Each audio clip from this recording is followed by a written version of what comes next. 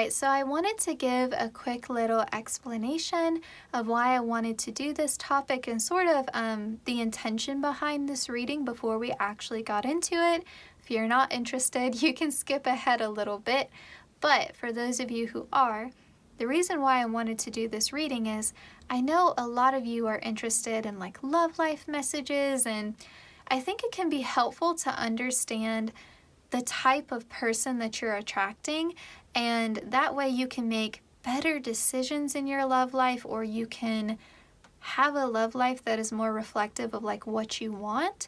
And I think just having that awareness can be really enlightening and really empowering. And so that's the intention behind this reading. And I know a lot of you are interested in a man, just based upon like the comment section and my viewership and all of that. And so to make the reading simpler, that's why it is the type of man that you're attracted to. The type of man that is attracted to you. So the type of man that you attract. And so, we may pick up on past energy, we may pick up on present or future energy. I didn't put a time frame on this because I really wanted the messages to just flow.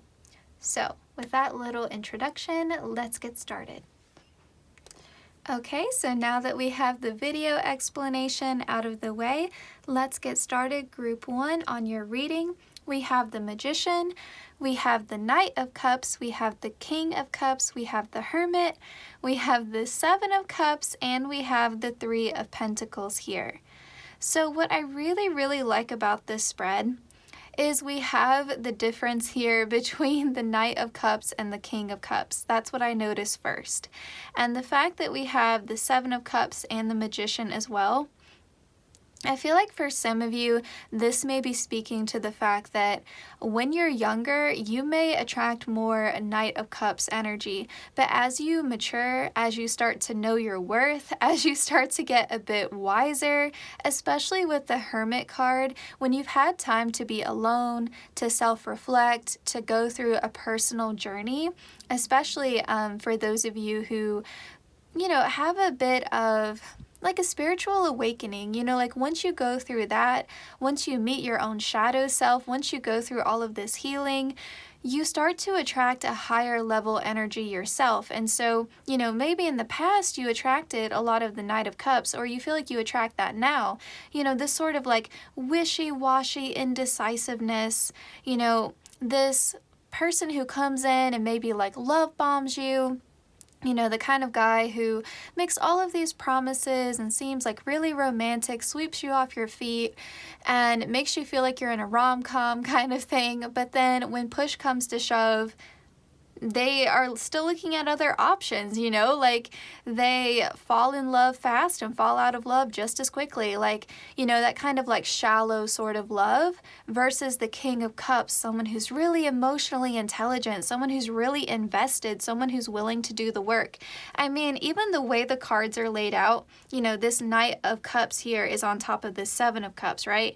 You don't want a Seven of Cups and a romantic partner. Like, you don't want someone who's still looking at other options, someone who's really indecisive, someone who can't commit, someone who doesn't even know themselves enough to know what they want. Versus this King of Cups, this beautiful water energy, Cancer, Scorpio, Pisces, but it's grounded with that Three of Pentacles, someone who, yes, is very romantic. Yes, someone who does make a lot of promises, but unlike this Knight of Cups, they're willing to put in the effort, they have that follow through. And so this is speaking to this idea that like, once you've been in that Hermit energy, once you have gone through that healing process, that spiritual journey, you've come to know yourself, you are attracting higher level partners. And so you're attracting a type of man who's not this Knight of Cups, someone who's grown into the King of Cups. And so this is like what you're manifesting. This is what you're now attracting. And so everyone's on a different path, right? Like if you still feel like you haven't quite been in that Hermit energy yet, or you feel like, I like I just started my spiritual journey, or you know what, Bethany, I feel like I do have more stuff to heal and work on, then yeah, you may still be attracting that Knight of Cups energy, but like not all hope is lost. Like you are going to get to that place where you're attracting this sort of man who embodies this King of Cups energy. So, you know, it's a general reading. You know where you're at on your journey. And so if you feel like, you know what, yes, like I have been on that Hermit card journey, I have discovered myself, I have awakened to, you know, my spiritual side, I've done that healing, yes, I've done that inner work. You know, if you feel like you're in that place, then yes, like have that reassurance that yes, you know, like the future partners that you're going to attract, you know, the type of man that you're going to attract will be in that King of Cups energy, which is a lot better than the Knight of Cups, you know, because you want someone who, yes, like is very romantic and someone who emotionally understands you and that you connect with on that deep level, right? On that soul level. But you want that grounded energy. You want someone who is still reliable, someone who's still gonna not just tell you what you want to hear, but actually have that follow through, someone who can keep their promise, right? Someone who is committed.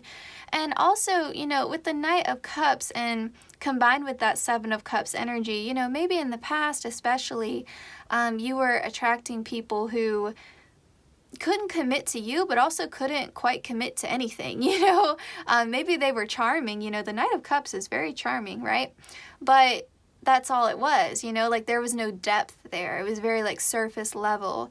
And someone who I'm picking up almost like a Peter Pan complex a little bit, like someone who looks good on paper, but when it boils down to it is, you know, childish, you know, like maybe someone who's fun and that you could have a nice romantic fling with, but not someone who's going to be that stable long-term partner.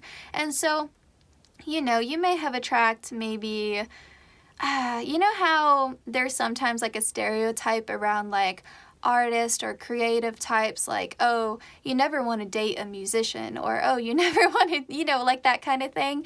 You know, maybe you attracted that sort of low vibrational energy of someone who kind of fulfills that stereotype, you know, that person who doesn't want to grow up and someone who is contrary, or, you know, almost someone who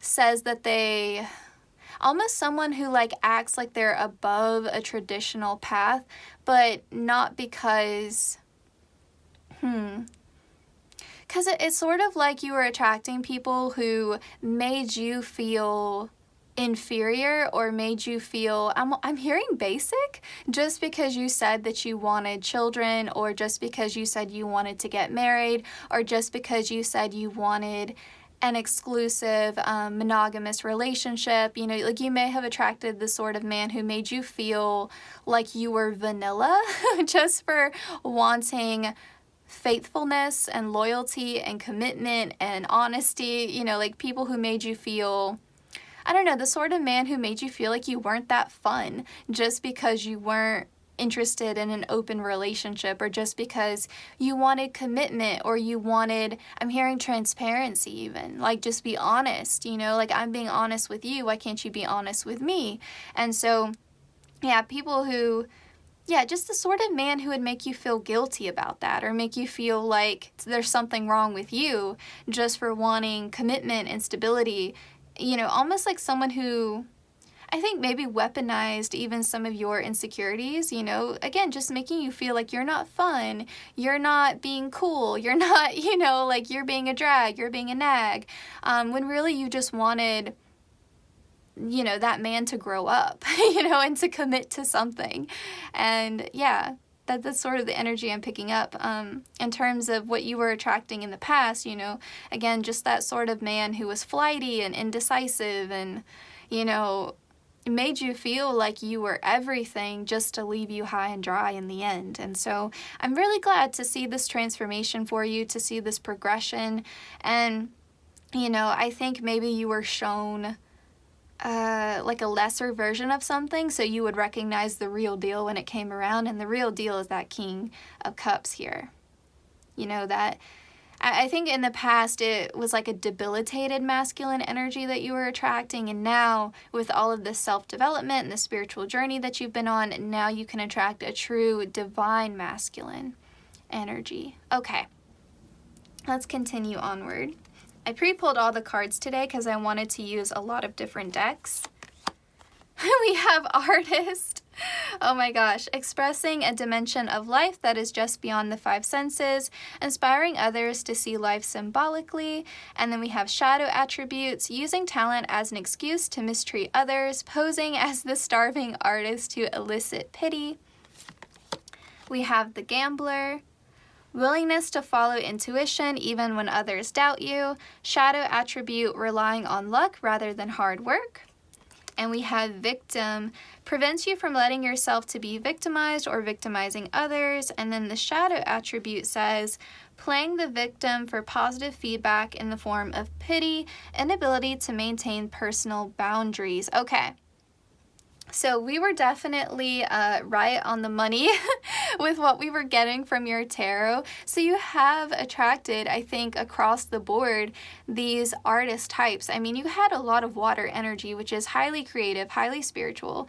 And so I definitely feel like you attract a man who has his own sense of style, has his own aesthetic, has, you know, I think just a unique perspective. Because, you know, if you think of an artist, like, yeah, you think of like their style and their talent and their abilities, but you also think of someone who I think is maybe a bit counterculture. And so that's what I was picking up before. Like, maybe you were attracting the sort of man who made you feel bad just because you wanted maybe a more traditional relationship where we're committed to each other and, you know, there's no outside third parties, you know, that kind of thing. Yeah, you may have attracted the sort of man who's like, man, why do we have to label it? Why can't we just have fun? Why do you have to be so serious, you know? Or the sort of man that gave you like half-hearted commitments, you know, like that, you know, maybe just gave you enough to get you to stick around, but was never truly invested in you or the partnership. You know, and you think of an artist, you do think of people who are more risk takers, you know, people with this Gambler card here, people who, you know, are more willing to be impulsive, to take a chance. You don't think of an artist as like a very like grounded, responsible, reliable sort of energy. You know, if you think about the stereotype, and that's why I said before, like, I feel like in the past you were attracting that stereotype, whereas in your present life or in your future, you know, once you go through that spiritual journey, wherever you're at in that healing process, you're going to attract people who are an artist in the true sense. You know, people who see life through this like beautiful perspective and find beauty in everything, and people who have a strong sense of faith and follow their intuition and are willing to do things that are against the grain or against societal norms, but in a way where it's healthy and where it's admirable and respectable, rather than a way to opt out of responsibility and growing up and maturing, you know? So that's the difference there. And so before, you know, you were attracting people who, you know, the sort of man who would make you feel guilty, the sort of man who would maybe gaslight you at times, or do things that would make you feel disempowered, that would make you feel dependent, that would just hurt you and harm you and put you kind of in this energy of almost being like a martyr. Like, to be with that sort of man in the past, with that Knight of Cups, was to victimize yourself, you know, was to submit to someone who really didn't treat you the way that you deserved. And, you know, I think sometimes, like, you maybe when you were more young and more naive, maybe you thought they would change for you, or that you could fix them, or maybe they took advantage of your empathy and you thought, you know, you could help them. And, you know, maybe they were just misunderstood, you know, the misunderstood tortured artist kind of deal. Maybe you fell for that. Whereas I think now, you know, you're like in this empowered energy where you're like, no, you know, like I know what I deserve. I know my worth, and I'm not going to let anyone disempower me, and I'm not going to be a martyr, and I'm not going to sacrifice myself. I think you come to this place of understanding that love is not sacrificing yourself for someone else. You know, it's not setting yourself on fire to benefit someone else. You know, it shouldn't be that. It's not your responsibility to save anyone, to fix anyone, and, you know, you can't force someone to grow up. You can't force somebody to be a man. You can't force them to step into a divine masculine energy. You can't do that. You know, that's on them, that's on their plate, and I think maybe in the past as well, there was sort of this energy of like, well, maybe you just turned it inward on yourself. You know, you blamed yourself for the way that they were acting, or they told you it was your fault and you believed it.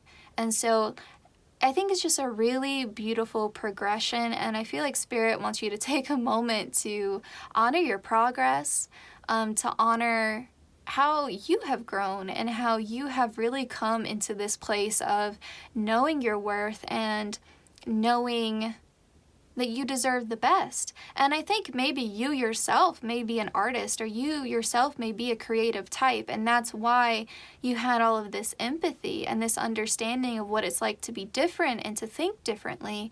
And maybe that's why in the past you gave that sort of Knight of Cups type of man more leeway than you should have. Whereas now you're like, you know what? With this Hermit card, no one did that work for me. You know, like no one did my healing for me. I had to do it for myself. So it's on them to do that for themselves too. Like I had to save myself, so they have to save themselves. You know, like you can't force somebody to grow up. You can't force somebody to mature. You can't force somebody to be a man. And so I really like to see, again, like this beautiful progression for you. Okay. Let's continue onward. We have inspiration and we have love. Okay, with these two cards here, I'm hearing that you have attracted men who view you as a muse. Men who find you quite inspiring, especially, you know, with this love card, I'm picking up like Aphrodite energy, and so there may be something about your physical appearance. I'm hearing like your voice, the way that you, I don't know, maybe it's a little bit manic panic, pixie dream girl, but just the way that you talk, the way that you laugh, the way that you are, like your essence is not just your physical appearance, it's like your essence, your personality, like, because I think maybe you yourself are an artist, whether, you know, like you realize it or not. But I think there's something about you that is quite inspiring and that attracts the sort of man who would look at you as a muse, who would look at you as a source of inspiration, who would romanticize you.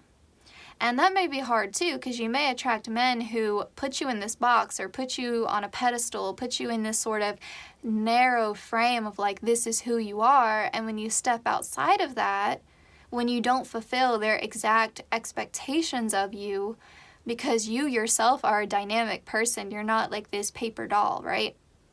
So that may have caused trouble in the past where, you know, you were just being a human. You were just having, you know, normal human reactions to things. Like you're not always going to be one way.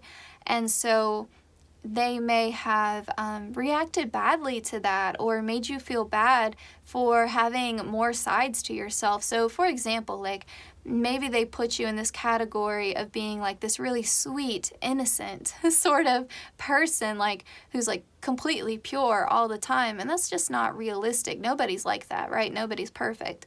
And so when you stepped outside of that, like maybe you got angry or you lost your temper or something like that, just had like a normal human thing, their reaction was completely misappropriate, I guess, or, you know, just again made you feel bad for having emotions that were not in alignment with this like image of like purity that they had. And that's just an example.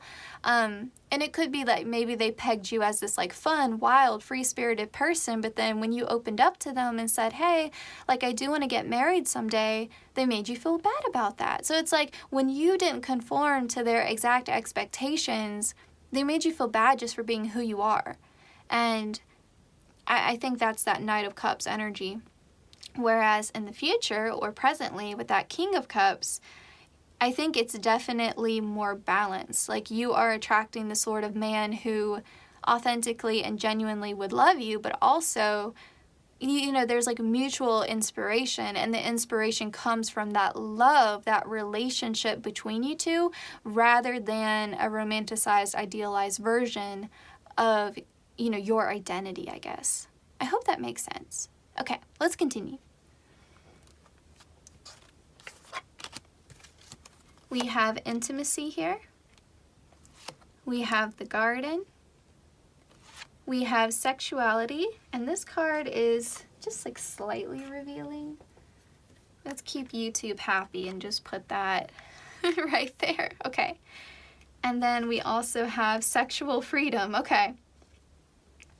So I definitely think you attract the type of man who is very much into your physical body. For sure. I feel like a lot of these cards here are echoing that sentiment of like artistry, of it, you know, attracting someone who views you as a muse, attracting the type of man who is very much inspired by and attracted to your physical appearance. And I think with the garden here, the garden is typically a very positive card. However, within the context of this reading, I do have to be honest with you. I think that, maybe this is just in the past, but I think that you have attracted the sort of man who looks at you as a conquest. Because in this deck, there is also a card called the Gardener. So there's the garden and the gardener. And so I feel like you have attracted men who wanted to win you over, who wanted to chase you, who wanted to pursue you, who wanted to mold you and put you again in this box. And so almost like you're a puzzle, I'm going to solve you, and then I'm going to keep you in this confined label because that makes me feel more comfortable and that makes me feel more secure. And so you see how unfair that is, right? Because if we have the Knight of Cups in the beginning and we have the Seven of Cups and we have this like wishy-washy kind of energy, right? Someone who cannot commit to you, but they want to keep you on the back burner. They want you to always be there for them, but they're not willing to be down and always be there for you. And so it's like, I want to keep you on lock for whenever I'm ready to settle down, but I'm not ready to settle down in this moment because I'm having my fun. And that's what feels unfair. And so I definitely feel like there's going to be that transition, if it hasn't happened already, with that Knight to that King of Cups, where you start to attract the type of man where you can be physically intimate with them. You can be emotionally open. You can be fully invested and not worry that you're the only one putting in any sort of effort, and not worrying that you're pouring your heart into someone who's not giving you anything back. Because I think maybe for a while there, you were almost afraid to be physical or be openly intimate with someone, whether it was emotionally, physically, spiritually. You were afraid to be that, almost that present, I'm hearing present in the relationship. Like maybe you held parts of yourself back because you were afraid of the past repeating itself, and you know, you were afraid that you were going to give everything, put your heart, your body, your soul on the line for somebody, and you were going to have that wishy-washy Seven of Cups kind of man again.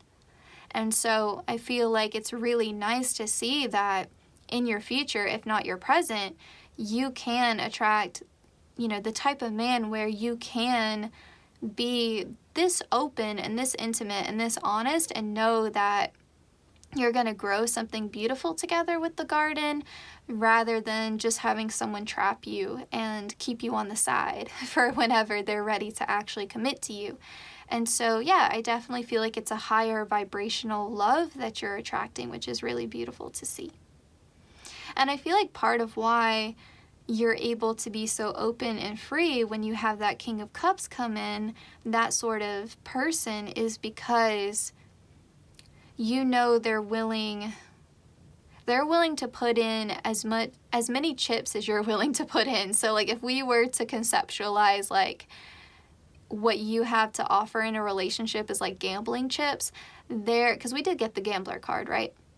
They're willing to put in just as many chips as you are, which is really nice. Okay.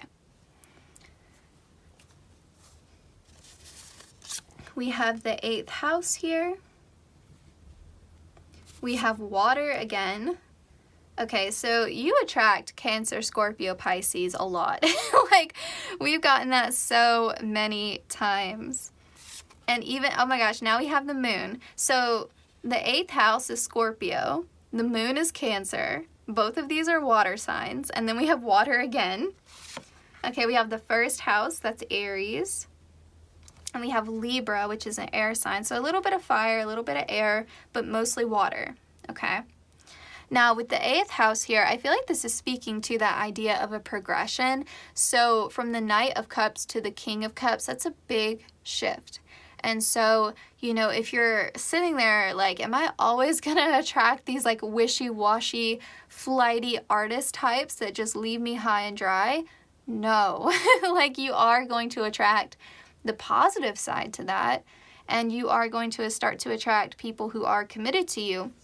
But with this Aries, this 1st house, like they're going to put their money where their mouth is. You know what I mean? Like they're going to follow through. That King of Cups is going to follow through on his promises. It's not going to be like water flowing through your hands, like you can't hold it.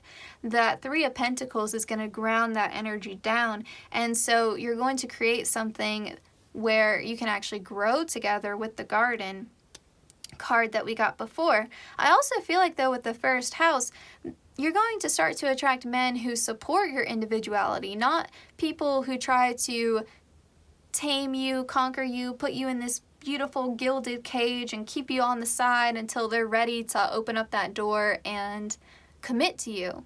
You know, you're not going to have the sort of man who wants to keep you on the side anymore. You're going to have someone who wants to walk by your side and, yeah, really invest in the relationship. And so this isn't, you know, in the past especially, like if you were attracting the sort of man who wanted to change you or make you feel bad when you were trying to grow or you were trying to evolve, that's not going to happen.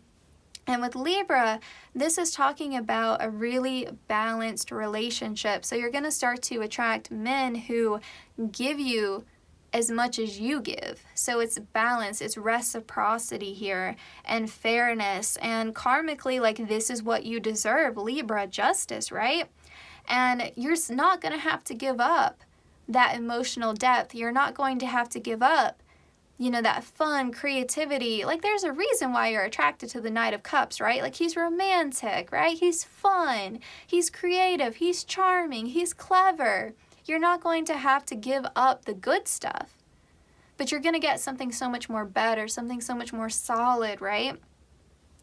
And I think also, again, with Libra, this is echoing this idea that they're going to be very physically attracted to you. I do think your physical appearance is something that really draws all types of men to you, group 1. Even with the 8th house, right? That talks a lot about sexuality.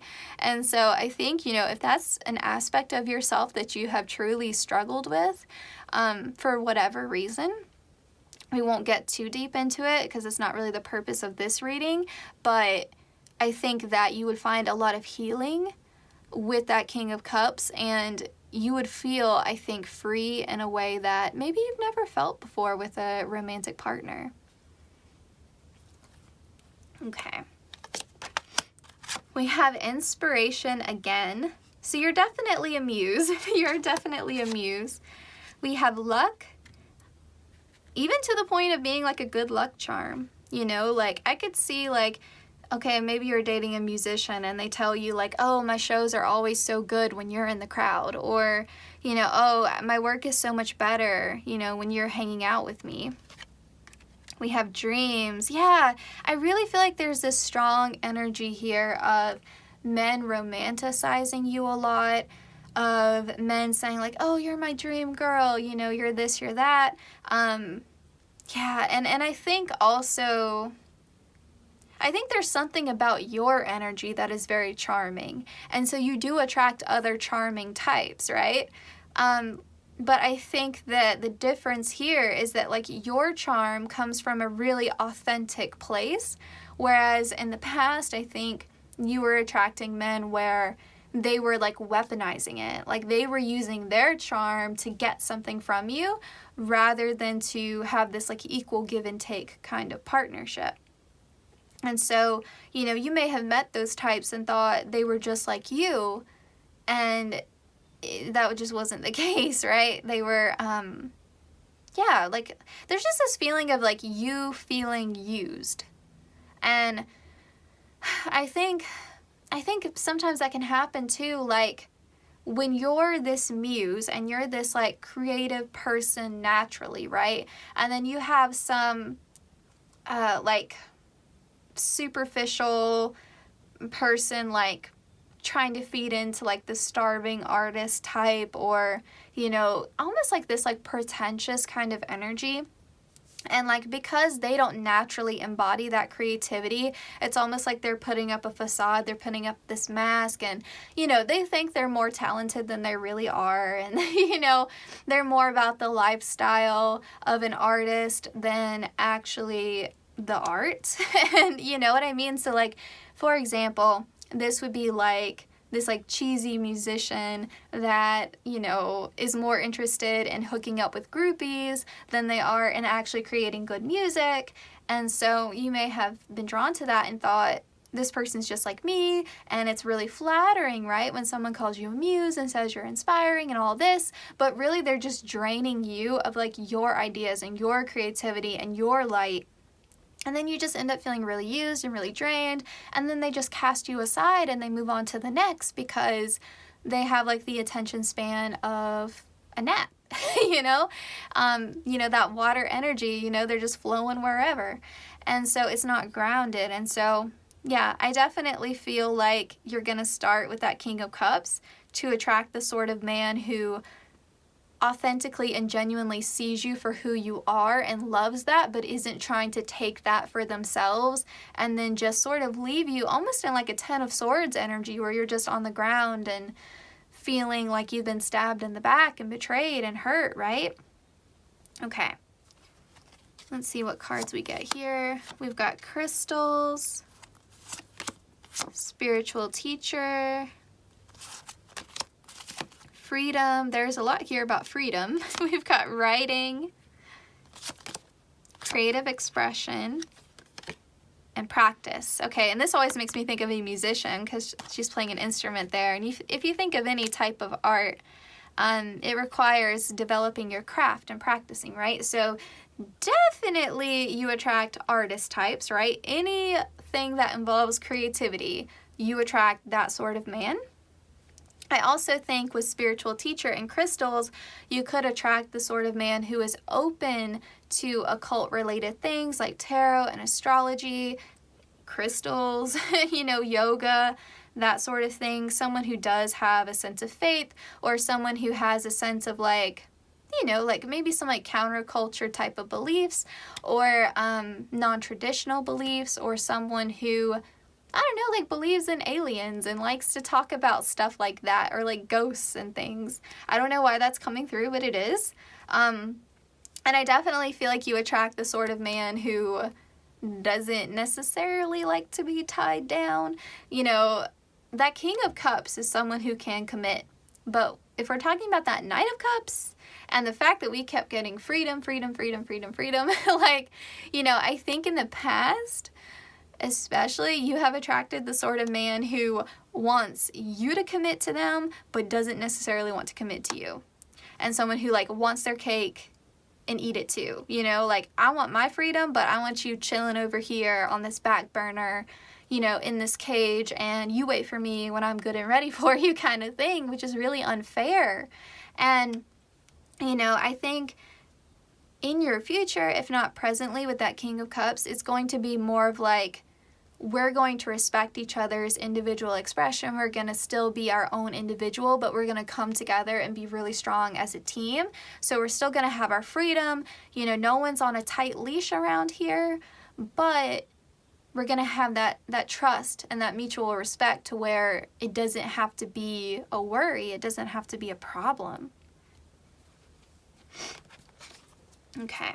We have true love. We have security.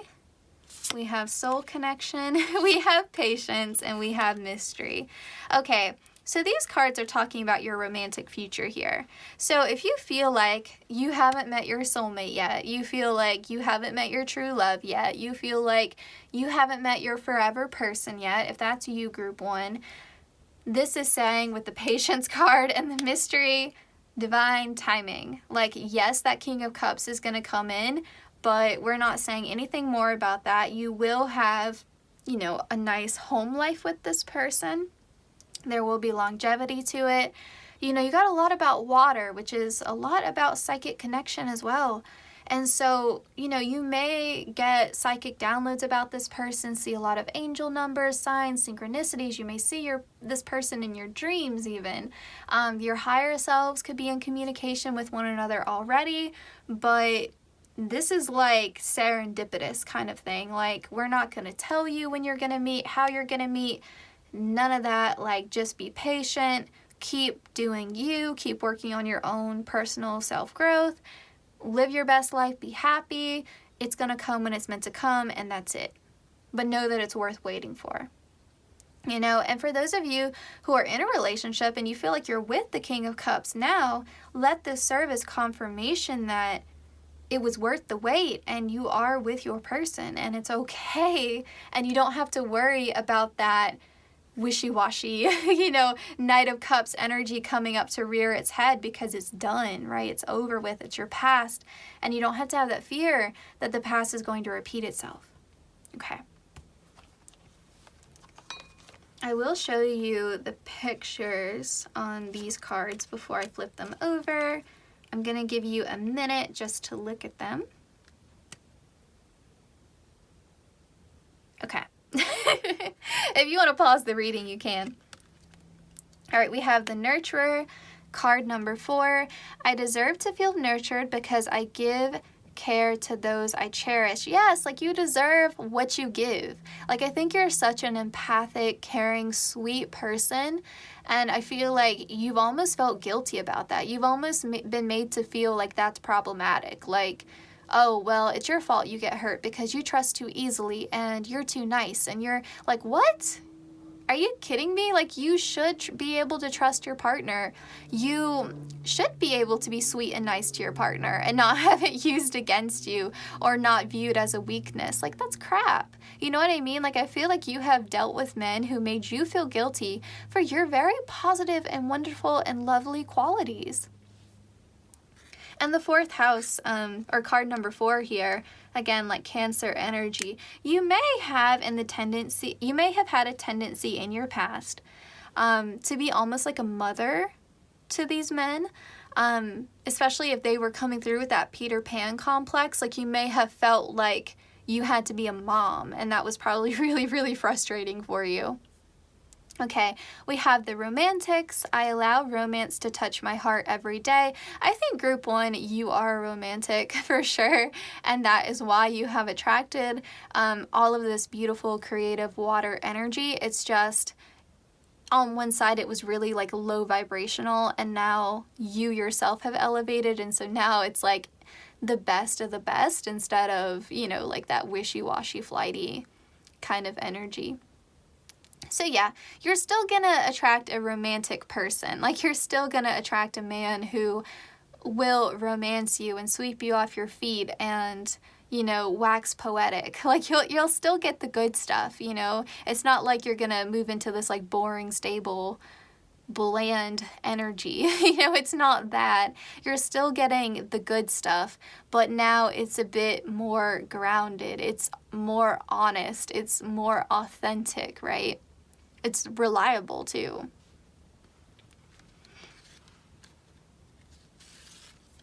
Okay, and then we have the Manifester. You got the Magician in the very beginning come through. Okay, it says, I am manifesting what I see in my mind's eye. So yeah, some of you are manifesting your true love, your soulmate, that King of Cups. And, you know, if you wanted confirmation that your manifestation is like well on its way to you, and if it hasn't come yet, it's just a matter of divine timing, this is your confirmation. Like, yes, you're doing what you're supposed to be doing. Your manifestation is on its way. Awesome, right? For others of you, like if you're happy in your romantic partnership and you feel like you're with that King of Cups, this is saying, yes, like you manifested your soulmate. Like, yeah, you're not crazy. Okay, so final thoughts here. We have the Hierophant, which is Taurus energy, and we have the Wheel of Fortune. So Wheel of Fortune always makes me think of divine timing as well.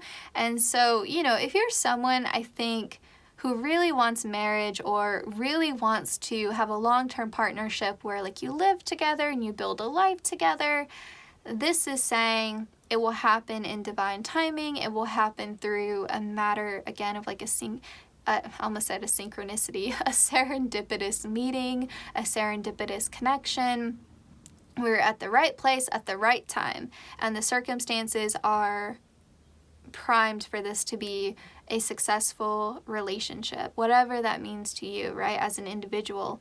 And I think as well, I think this is encouraging you to be a bit more flexible and to make sure that your heart isn't hardening because of that Knight of Cups. Like, don't let that Knight of Cups put almost like a bad taste in your mouth to where when that King of Cups comes in, you reject them, because they will remind you in some ways of that Knight of Cups. Like, it's the same suit, you know? So don't feel like you can never be with an artist, creative type of person again, a romantic sort of person again. Because you will be with that type of man, and you will continue to attract that type of man, but it's going to be in a more mature, reliable, honest, healthy version of that. It's not going to be, you know, the wishy-washy Peter Pan type of thing, where it's really immature and childish and pretentious and, you know, just ugh, right? Like, it's not going to keep being that. And so don't be so inflexible. And I think Spirit is saying, like, we acknowledge that. We acknowledge that you would be on your guard, or you may see, like, echoes of the past in these future people who are going to come through. But, you know, that King of Cups is still going to remind you a bit of the Knight of Cups. But just, yeah, I think just be open. But still, you can trust your own judgment. And I'm also hearing you can trust your journey. You can trust that you have learned your lessons, and you can trust your own evolution. You can trust your future self, which is really beautiful. And I think that that's a good message to end your reading on. So group 1, I hope this was helpful, and please take care. I will see you in my next one.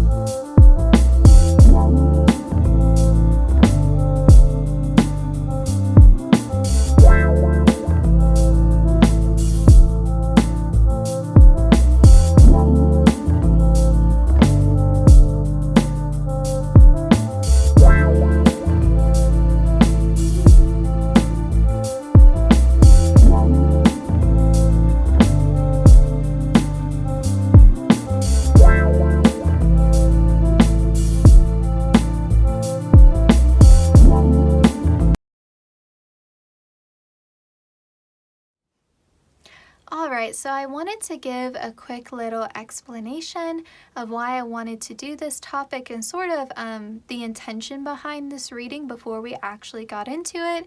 If you're not interested, you can skip ahead a little bit, but for those of you who are, the reason why I wanted to do this reading is I know a lot of you are interested in like love life messages, and I think it can be helpful to understand the type of person that you're attracting, and that way you can make better decisions in your love life, or you can have a love life that is more reflective of like what you want.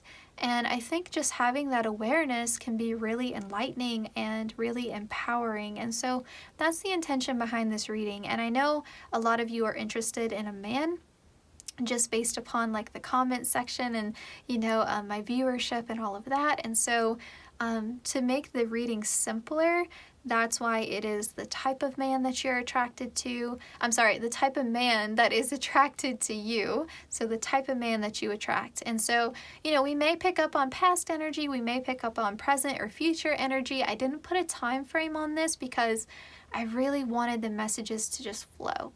So with that little introduction, let's get started. Alright, group 2, now that we have the video explanation out of the way, let's get into your reading. So we have the 8 of Cups, we have the 9 of Swords, we have the Death card, we have the World, we have the 10 of Pentacles, we have the Page of Cups, we have the 5 of Wands, we have the 2 of Cups, the Ace of Cups, and the 10 of Wands. So I know it looks a little bit crowded, just bear with me, but let's get into it. So the type of man that you have been attracting here, I will say with the 5 of Wands and the World card coming through, some of you may not realize this, may not be aware of this, but you attract quite a wide variety here. It's definitely not just one type here, and you may attract men who like to compete, men who actively pursue you, men who put in a lot of effort, at least initially. Now the 5 of Wands may not necessarily be sustained effort. With the 8 of Cups and the 9 of Swords here, that's not super positive, right? So I almost feel like, and this could be a past energy that I'm picking up on, but I almost feel like you were attracting men who would maybe like, I don't know if it's necessarily love bombing, but they would aggressively pursue you or would come on really strong, especially men who were maybe like possessive or jealous or wanted all of your attention, but it felt like the minute you gave in, the minute you were like, yes, I'll go out on a date with you, or yes, I'll be your girlfriend, or yes, once you gave in to their affection or their pursuit of you, then it's like they would lose interest quickly. So it's almost like a flash in the pan, like it doesn't feel like sustained effort, because with this 10 of Wands next to this Ace of Cups, I feel like, and again, this may just be your past, I feel like, you were left like holding the bag here, like you were left carrying around all of this baggage, like you were having to put in all of the effort. It's like, okay, I agreed to go out on this date with you, or I agreed to be your girlfriend now, and it's like you lost interest, so now the roles have flipped and I'm having to like pursue you, and I'm left feeling very confused. Like you acted like you were so into me and you were doing all of these things for me, but it's like as soon as I gave in, it's like, you lost interest completely, and then I feel, it's like I wasn't even that into you, but then you actively pursued me and made me fall for you, and now that I have fallen for you, you're like, oh, like challenge met, and then you just ghosted me or left me holding, all of these wands over here. And then you feel almost like silly or like mad at yourself. You're like, I didn't even like them, like why did I fall for them? And then just blaming yourself for the whole business. And so I feel like for some of you, like you've really learned from that, you've really grown from that. And now with that Ace of Cups, like you give a lot of self-love to yourself. You're like, nah, I love myself too much to fall for that trick again. Like, I'm not going to fall into that trap. I see you, I see your type, and I'm not going to be duped again by this. I'm not. And so I feel like with that Two of Cups, like you recognize what, you recognize like sort of the steps to building like a solid foundation in a relationship. And so when people are doing that, like when men are coming on too strong and, you know, just like aggressively pursuing you and telling you all these things and doing all of this over the top stuff, I feel like now you question it rather than just falling head over heels for that. You know, like you see it for what it is. And I feel like, you know, in the past, if you have dealt with men who had like narcissistic tendencies or, yeah, anything like that, like men who are really driven by like their ego, I feel like now you're able to suss that out really fast. You're able to, I think, quickly assess when that is happening and when that type of man is coming on to you. You're like, nah, I'm not falling for that again. With the Eight of Cups, like you've had to walk away from a lot of, you know, just negative, interactions with men, whether it was in the flirtation stage or the talking stage or the dating stage or even full-blown relationships. You're like, nah, like I deserve better than this. And with that Ten of Pentacles here, you know, some of you could just be really focused on your career and you're like, you know what, like when the right one comes along, the right one can come along, but until then, I'm holding my cup for myself, I'm loving myself, I'm living my best life, and, you know, like I'm not going to be concerned, I'm not going to be bothered. And, you know, with the Death card here and the Nine of Swords, like I feel like you've been through some real heartbreak. You've been through some real like difficulties here, but you come out on the other side of it and you're like whole and complete within yourself, which is really beautiful. So I feel like Spirit really wants to acknowledge that.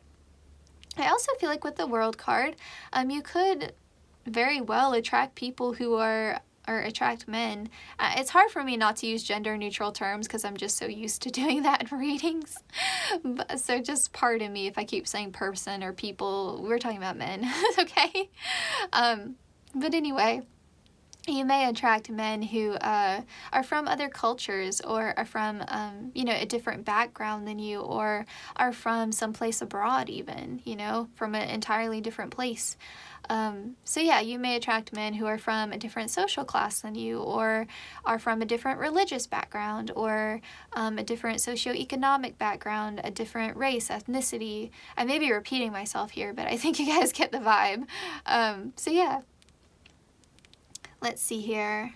I'm picking up a lot of Aries energy, honestly, or like fire sign energy. Like I feel like you may have attracted Aries, Leo, Sagittarius men in the past for some of you.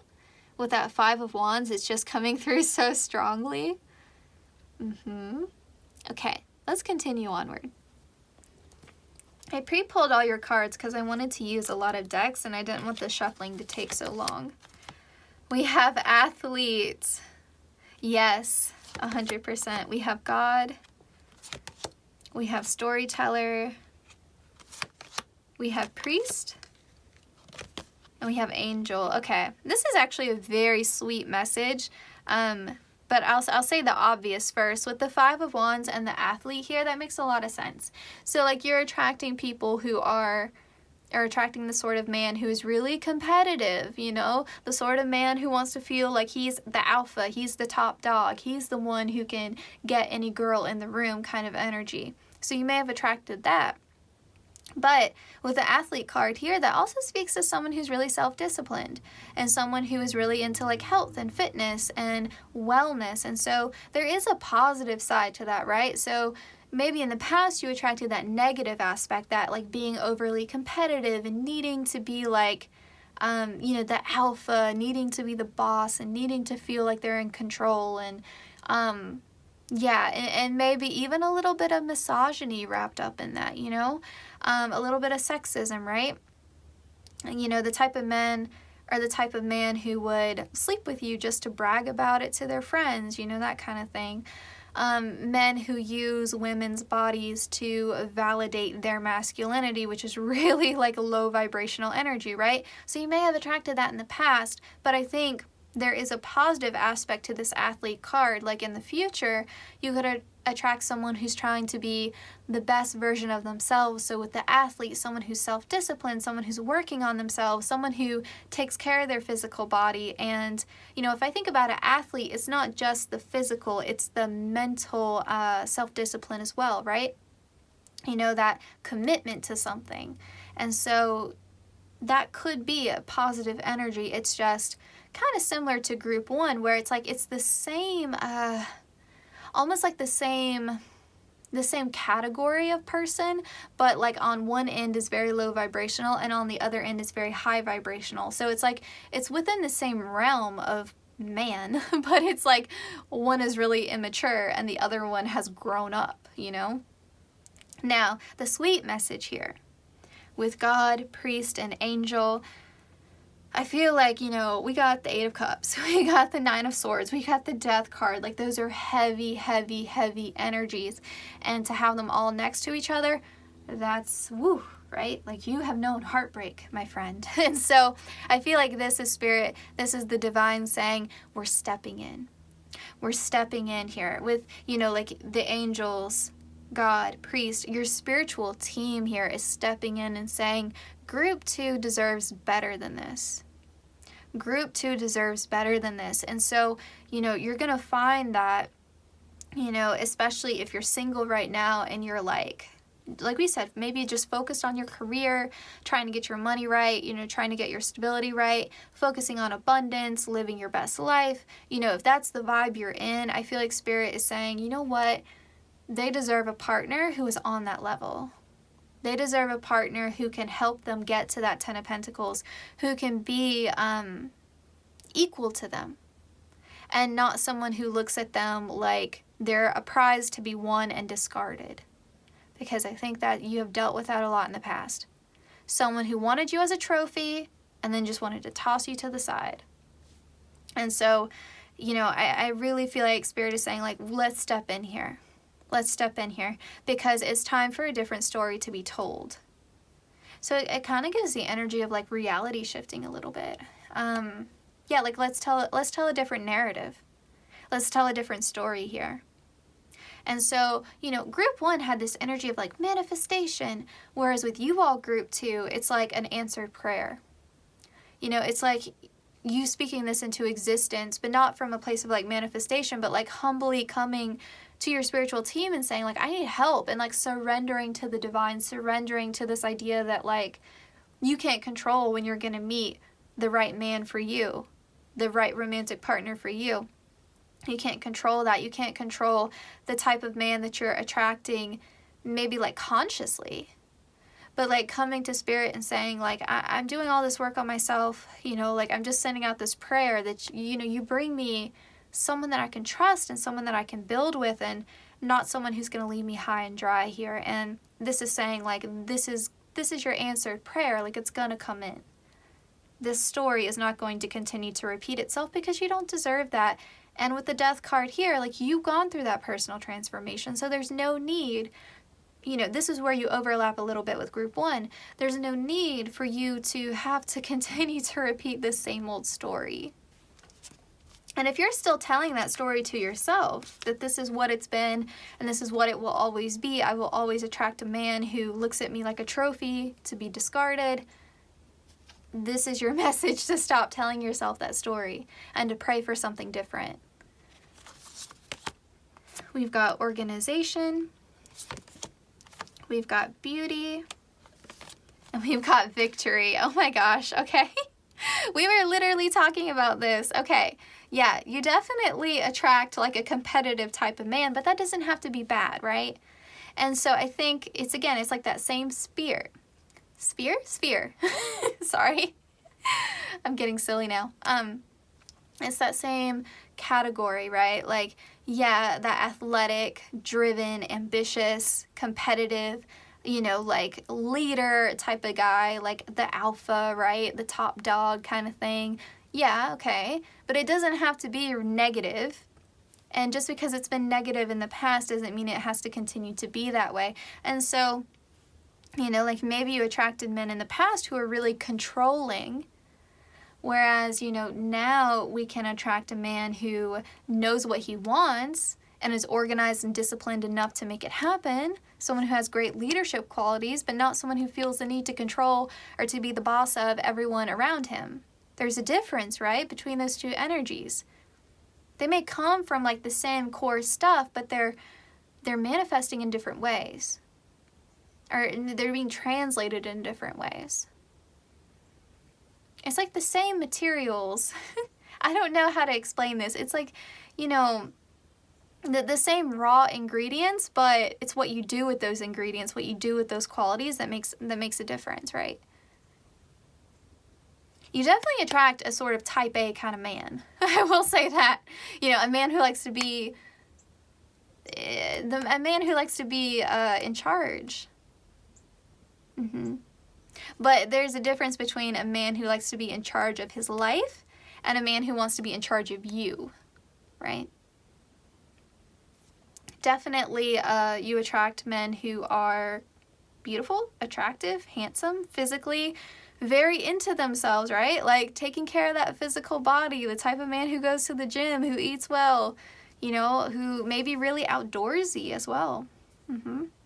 But also a man who I think is really attracted to your physical appearance, because we did pick up on that idea of you being like a trophy, and so you watching this, whether you realize it or not, are probably a really physically attractive person. Or at least you are to the type of man that you attract, right? You're like their type. And that's why you may have felt like in the past, like you were just one of many girls or one of many women that, you know, these men were, or this man was talking up or chatting up or trying to date, you know? And you kind of just felt like a pretty face, you know what I mean? And you're so much more than that. You're so much more than that. And so that may have made you feel devalued in a lot of ways. Like, oh, like they just want me for my body. And that's hard. That's hard. But I think the message just keeps coming up again and again and again. Like, just because it was like that in the past doesn't mean that story is going to continue to repeat itself. I'm hearing, and this is a really specific message though, that you may end up attracting a man who's tidier than most. Someone who definitely cares a lot about physical appearance and personal hygiene. Like, that's coming up very strongly. And that's not to say they're going to be like all dapper, you know, but, you know, someone who takes care of their physical appearance. You know, they may just walk around in like a athletic leisure wear, but they're clean, you know, they're clean. They take care of themselves. They smell good. Okay.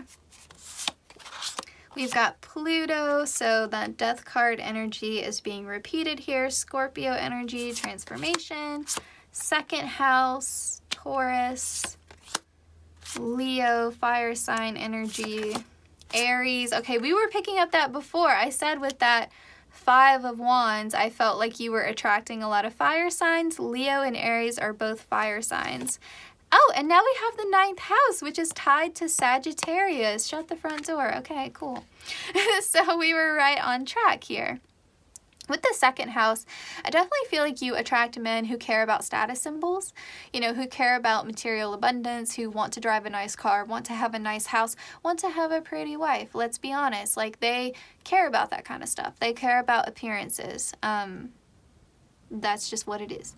And I think they derive their self-worth from where they feel like they fall on sort of like the totem pole, or the sort of like social hierarchy.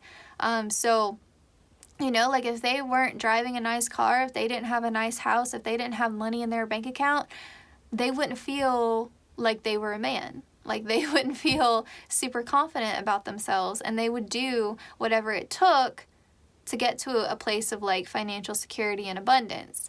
And, you know, I feel like this is, you definitely attract sort of men who have this like bravado almost, men who have sort of that like loud confidence, you know, like they gotta have a nice watch, you know, like they talk the loudest, laugh the loudest, you know, and it's, you know, there's definitely some insecurities buried underneath all of that bravado.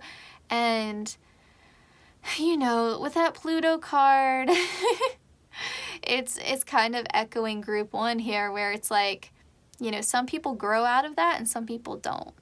And so it's like, you know, you're attracting men who fall into that category of like being like maybe overly confident or being a bit arrogant or seeming like that alpha dog kind of thing. But it doesn't have to be bad. Like if you can channel that into a way to where you're using it to be successful in your career, or you're using it to fuel your ambition, or using it to fuel your self-discipline to achieve like your personal goals, then that can be a good thing. You know, it can, you know, fake it till you make it, you know, like it can be a good thing. It's just, how are you using these qualities? Because we all have our light and our shadow, right? How are you using those qualities? And how aware of them are you? So with Aries and Leo, this is someone, like, you definitely attract men who are fun, who are adventurous, who are sociable, who are very funny. Let's see here. I will say Leo is very generous and kind-hearted, and so you definitely could attract men who like to buy nice things for you, like to take you on nice trips, take you out to nice dinners. With Aries, it can be very blunt, very honest, which can be refreshing. I personally like that. With the 9th house next to it, yeah, like a lot of truthfulness. And the 9th house is also making me think of the World card too. So again, people from different cultures, people who have different philosophies than you know, men who come from a different cultural background than you. You know, and culture, like we said before, can mean a lot of different things. So I definitely feel like in all of this though, like regardless of whether you're attracting a distorted masculine energy, a debilitated masculine energy, or a divine masculine energy, because we've been picking up on all of it, right? Regardless of like what kind of man you're attracting, in that sense, you are still growing. You are still learning from all of it. You are still transforming. And so, you know, like even if the sort of like toxic masculine energy tries to come into your life, you're still alchemizing it. You're still transforming from it. You're still coming out better than you were before. And so like none of this is causing long-term harm to you. Like you are spiritually up-leveling every single time. Like you are quite a strong soul. And I think that deserves some acknowledgement and really deserves some praise and recognition. Okay? All right. By the way, I love my fire signs. I'm a Leo, so like don't take any of this to be like insulting towards fire signs. But I mean, I know how we are. Like we're bossy. Like as a Leo, like I'm bossy. You know, like I get it. I see it. It happens, right? And like Aries, they're like totally the ones who are like chase you down and like try to like conquer you, and then, you know, is impulsive and says all these things, and then you know, Aries energy can be a bit selfish, you know, Leo energy can be a bit self-centered. Sagittarius is mutable fire. It's hard to like, you know, pin them down, you know, they can be a little bit flighty. And so it's like, you know, there's all this passion and all this heat and all of this like, you know, really fun energy, but it's like at the end of the day, I need a little bit more than that to sustain me. And so you may have just had these like flash in the pan kind of relationships, or, you know, men who were there for a good time but not a long time. And so, you know, with that Pluto energy, it's like, how can we transform this? Because at base level, like there's a lot of good stuff here, but you're more than a prize to be won. You're more than a prize to be won. Okay, let's continue on. We have commitment, beautiful, the divine masculine, manifestation, and self-respect. I do feel like your manifestation, though, like I said, is coming through more of like a prayer answered.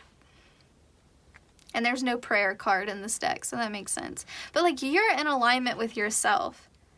And that's why I said with the 10 of Pentacles and the Ace of Cups, like I felt like you're really at this point in time in your life just focused on being your best self and living your best life and having fun. And like, it was reminding me of like Lizzo's soulmate song, like I'm my own soulmate, you know, like until my person gets here, like I'm chilling, I'm vibing with me, enjoying my own company, enjoying my own energy. And so like the universe, your guides are responding to that. And so, like, because you respect yourself, because you have grown and realized, like, you know, through all of this, this is now what is on the horizon for you if you're not in it yet, because some of you may have already, you know, gone through all of this and now you're in that committed relationship, but you are going to have that divine masculine energy come into your life in a committed, stable way, like through a partnership where you feel valued and you feel respected because you deserve that. And even with the Lion here, this could be a Leo person coming in, a Leo man. Okay. And with the Swans, like they mate for life. Could be attracting a life partner here. We have cleansing. We have sanctuary. We have beauty. You've gotten beauty twice now. So your physical appearance, that's a big deal. And we've got protection. So it's kind of funny. There's sort of this dynamic with you where you feel like home. You feel like a safe haven. And so, you know, I think that part of what draws these like overly confident, you know, sort of, you know, like bordering on arrogance at times, men to you, is that you provide this like safe space for them to let that bravado down a bit and for them to express how they truly feel. Because Leo, Aries, like there's a lot of heart there. Sagittarius, there's heart underneath all of that confidence, right? There's a lot of heart beneath all that.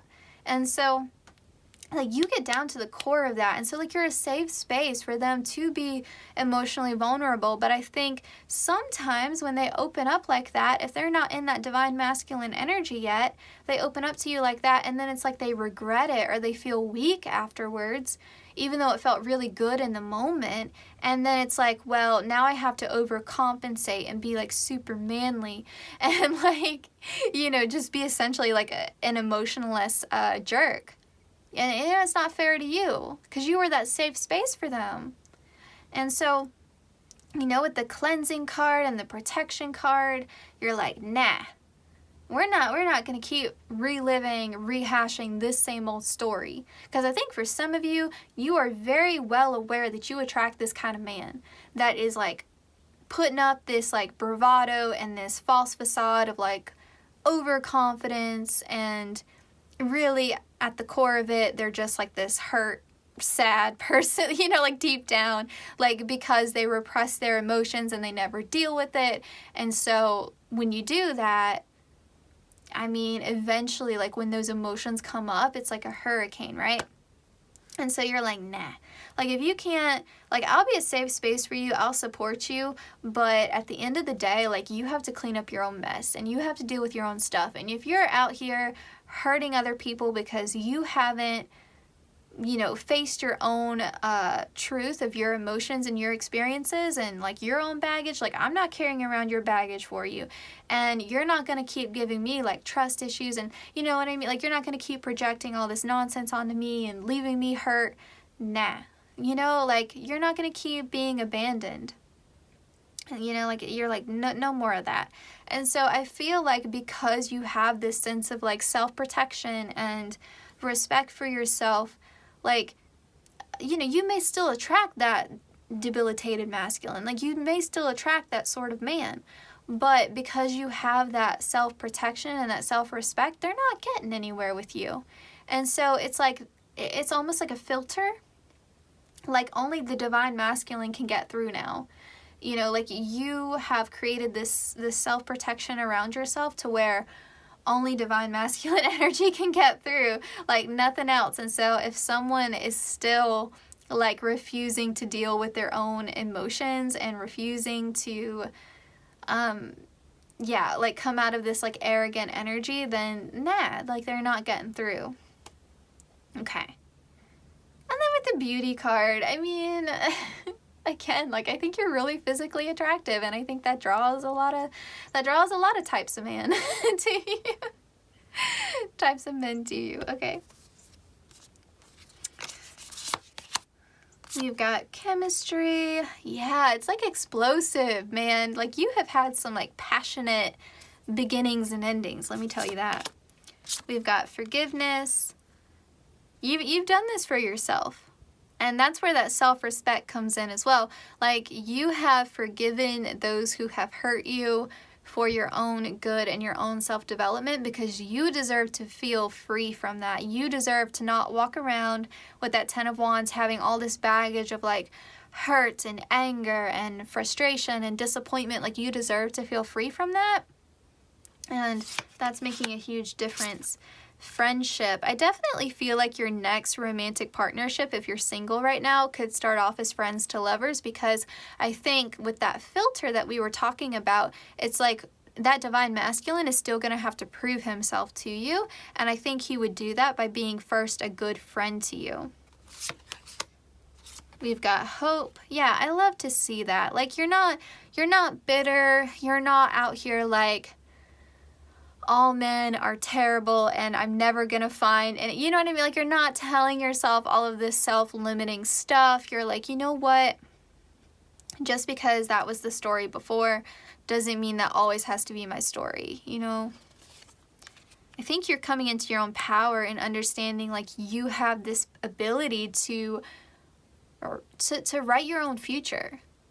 And your future doesn't have to be dictated or controlled by all of this like negative, debilitated masculine energy that you had to deal with in the past. Self-worth, yeah, like self-worth, self-respect, like that has changed everything for you, everything.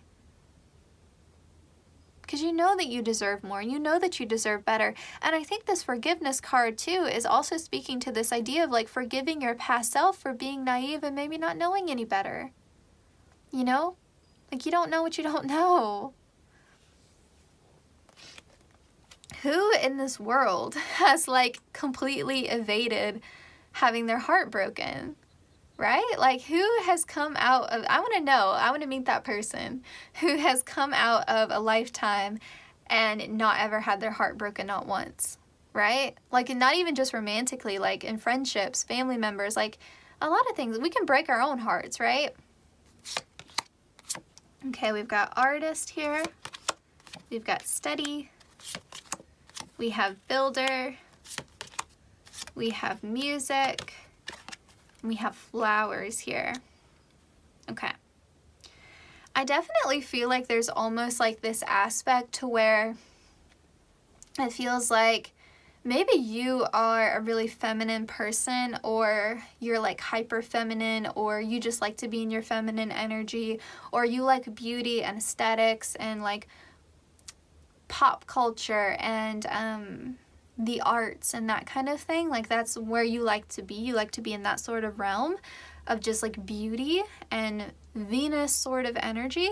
And that's why you attract this almost like, or why you have in the past attracted like almost this hyper masculinity. And so I think by you almost like focusing on your career, or like stepping into like in this more empowered energy and like taking control of your own narrative, and that's a bit more like action oriented. And so I almost feel like you yourself have almost started to embody some of the traits that you would like to see in a man who like approaches you. And so it's like you're putting out the energy of what you want to attract, and I think that is helping you as well on this process, on this journey. And then with the builder card here, I feel like this is really emphasizing that idea of like you attracting a man who is very focused on like building this external abundance, but also very focused on like crafting this sort of image of themselves, which doesn't have to be negative, but of just like wanting to feel respected, wanting to feel like well known in their field of work, wanting to feel like, I definitely feel like you attract a man who wants to be like self-made, someone who wants to feel like accomplished, successful, someone who wants to be in the limelight a bit of a center of attention kind of thing, like wanting the praise, wanting the accolades, wanting the awards, wanting that promotion, you know, like all that kind of stuff.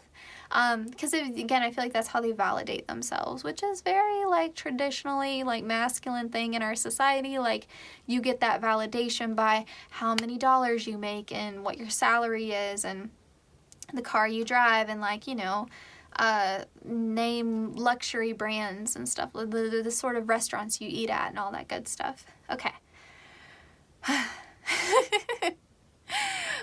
You definitely could attract a man who's well educated.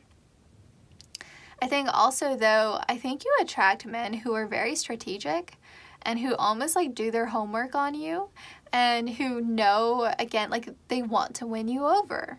Like they want to almost like they want to get your number. Like they want to, I don't mean your phone number. Like they want to like figure you out. Yes, like you're a mystery, a puzzle to be solved. Which makes sense though. If you're in a very feminine energy is very mysterious, and so like you're not laying all your cards out on the table, right? Like you're holding a lot back. You may play hard to get, and that may be what drives them towards you.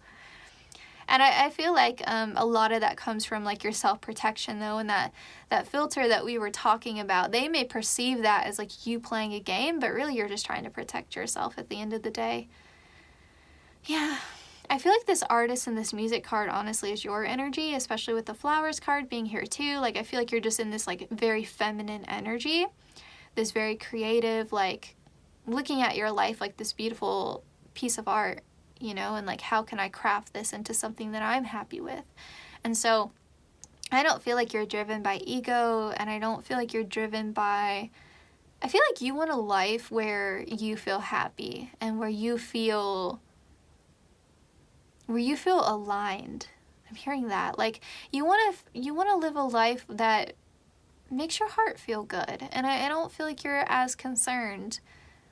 Not to say you don't care about physical things or material abundance or financial security or anything like that, but I feel like that's just not your main motivating force in life. Like I don't feel like you care as much about what people think as the type of man that you attract. Like I think you attract men who do care a lot about status and who do care a lot about the opinions of others.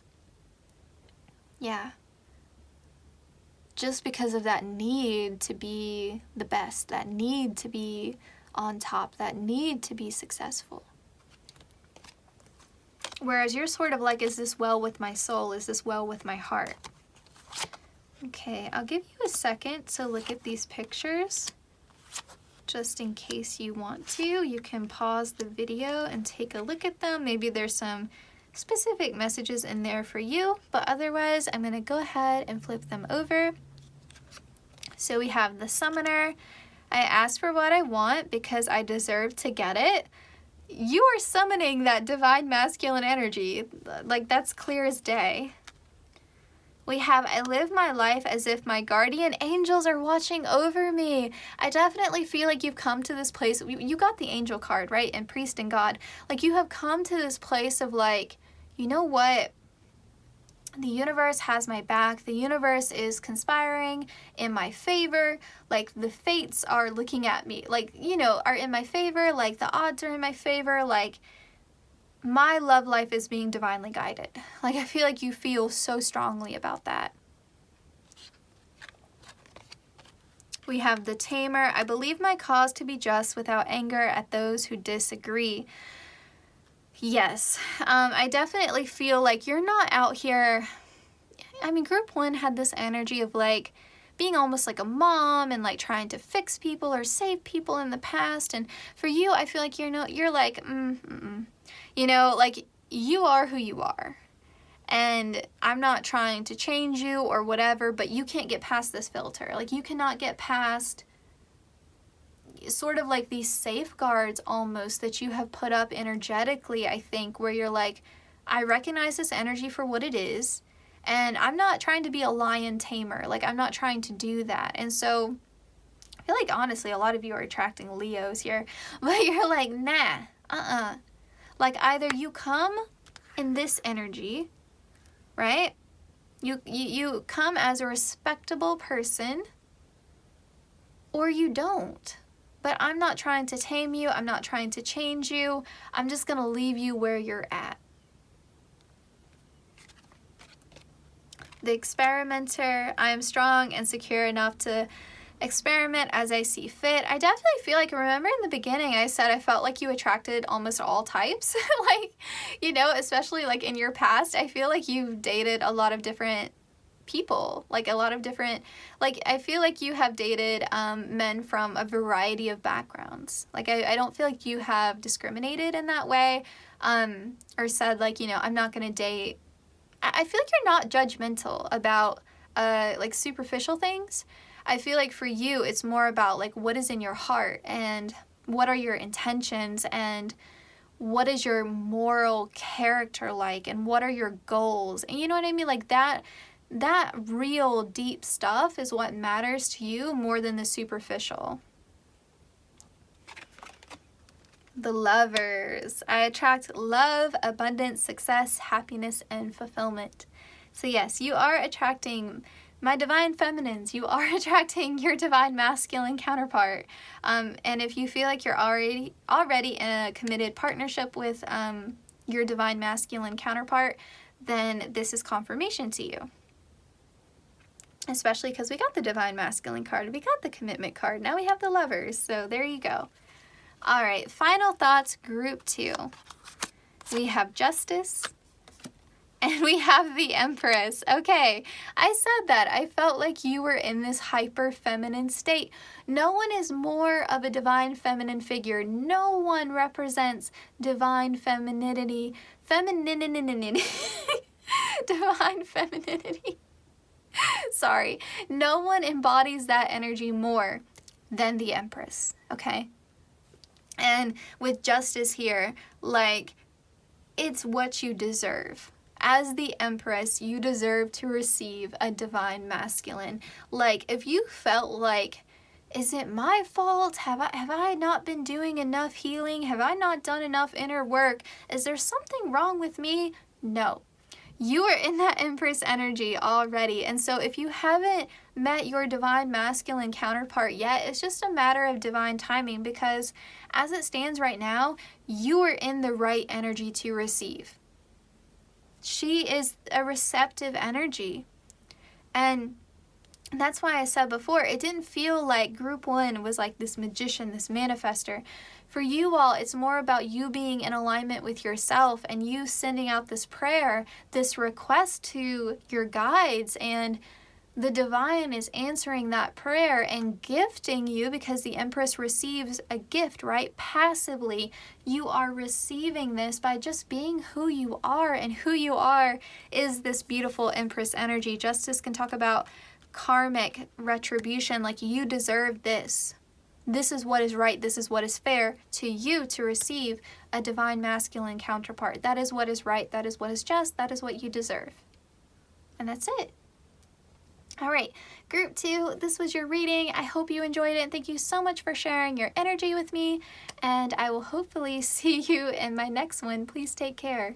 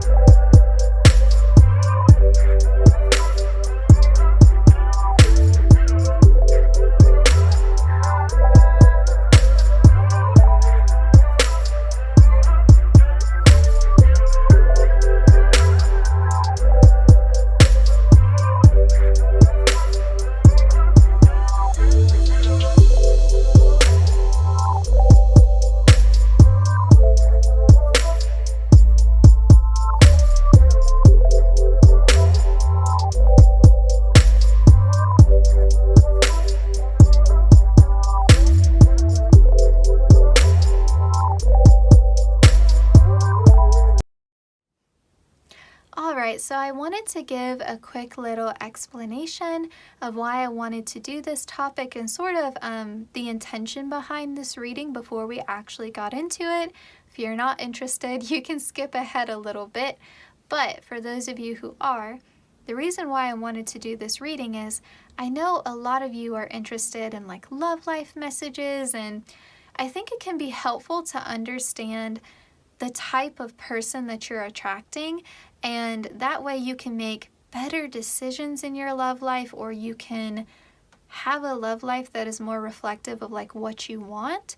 And I think just having that awareness can be really enlightening and really empowering. And so that's the intention behind this reading. And I know a lot of you are interested in a man, just based upon like the comment section and my viewership and all of that. And so to make the reading simpler, that's why it is the type of man that you're attracted to. I'm sorry, the type of man that is attracted to you. So the type of man that you attract. And so, we may pick up on past energy, we may pick up on present or future energy. I didn't put a time frame on this because I really wanted the messages to just flow.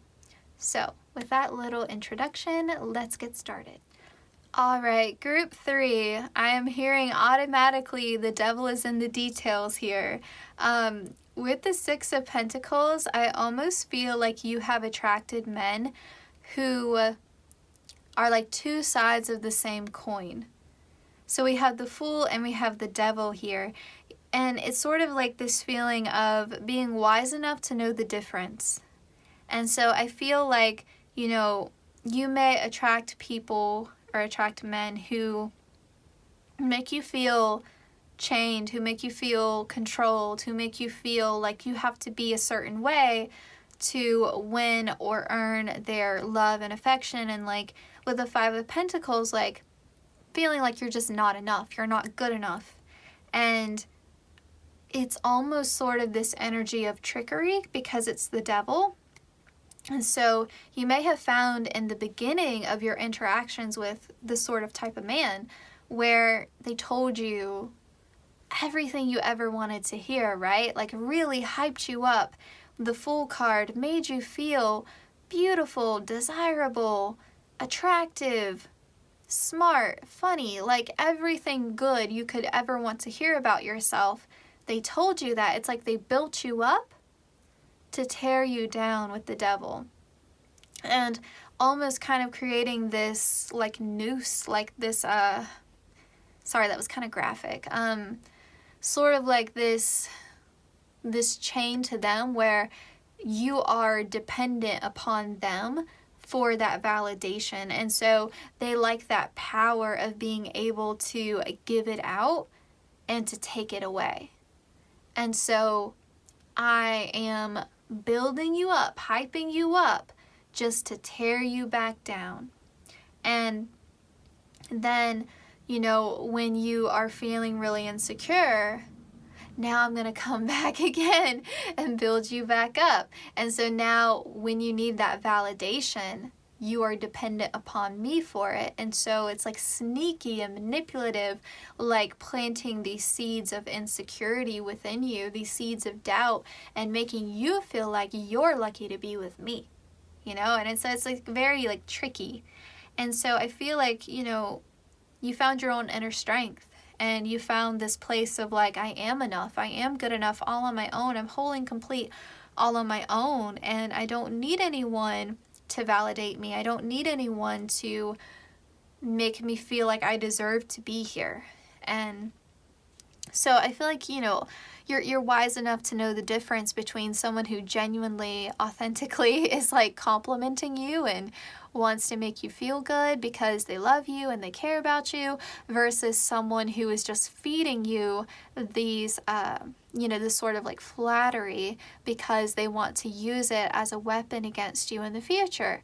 And so, it's knowing the difference between those two types of man. So, I definitely feel like you attract men who admire you and who say all of these nice things to you, men who really give you those like verbal affirmations, right? But it's knowing the difference between someone who's being authentic and someone who's using it as a tool, you know, to manipulate you and to get what they want from you, and that's it. Okay. I definitely feel like, you know, with the Wheel of Fortune here, like you've had your fair share of like karmic connections with men. Even within, I think, not even just romantically. Yeah, not even just romantically. You have dealt with this. It could have been like a boss who is like really manipulative, or it could have been a friend. Yeah, for some of you, this is even like partially like your father's energy. If you have a bad relationship with your father, that's a really specific message though. But for some of you, you know, it goes that deep. Okay, let's continue onward. We have Guide. We have Queen. We have a Child of Nature.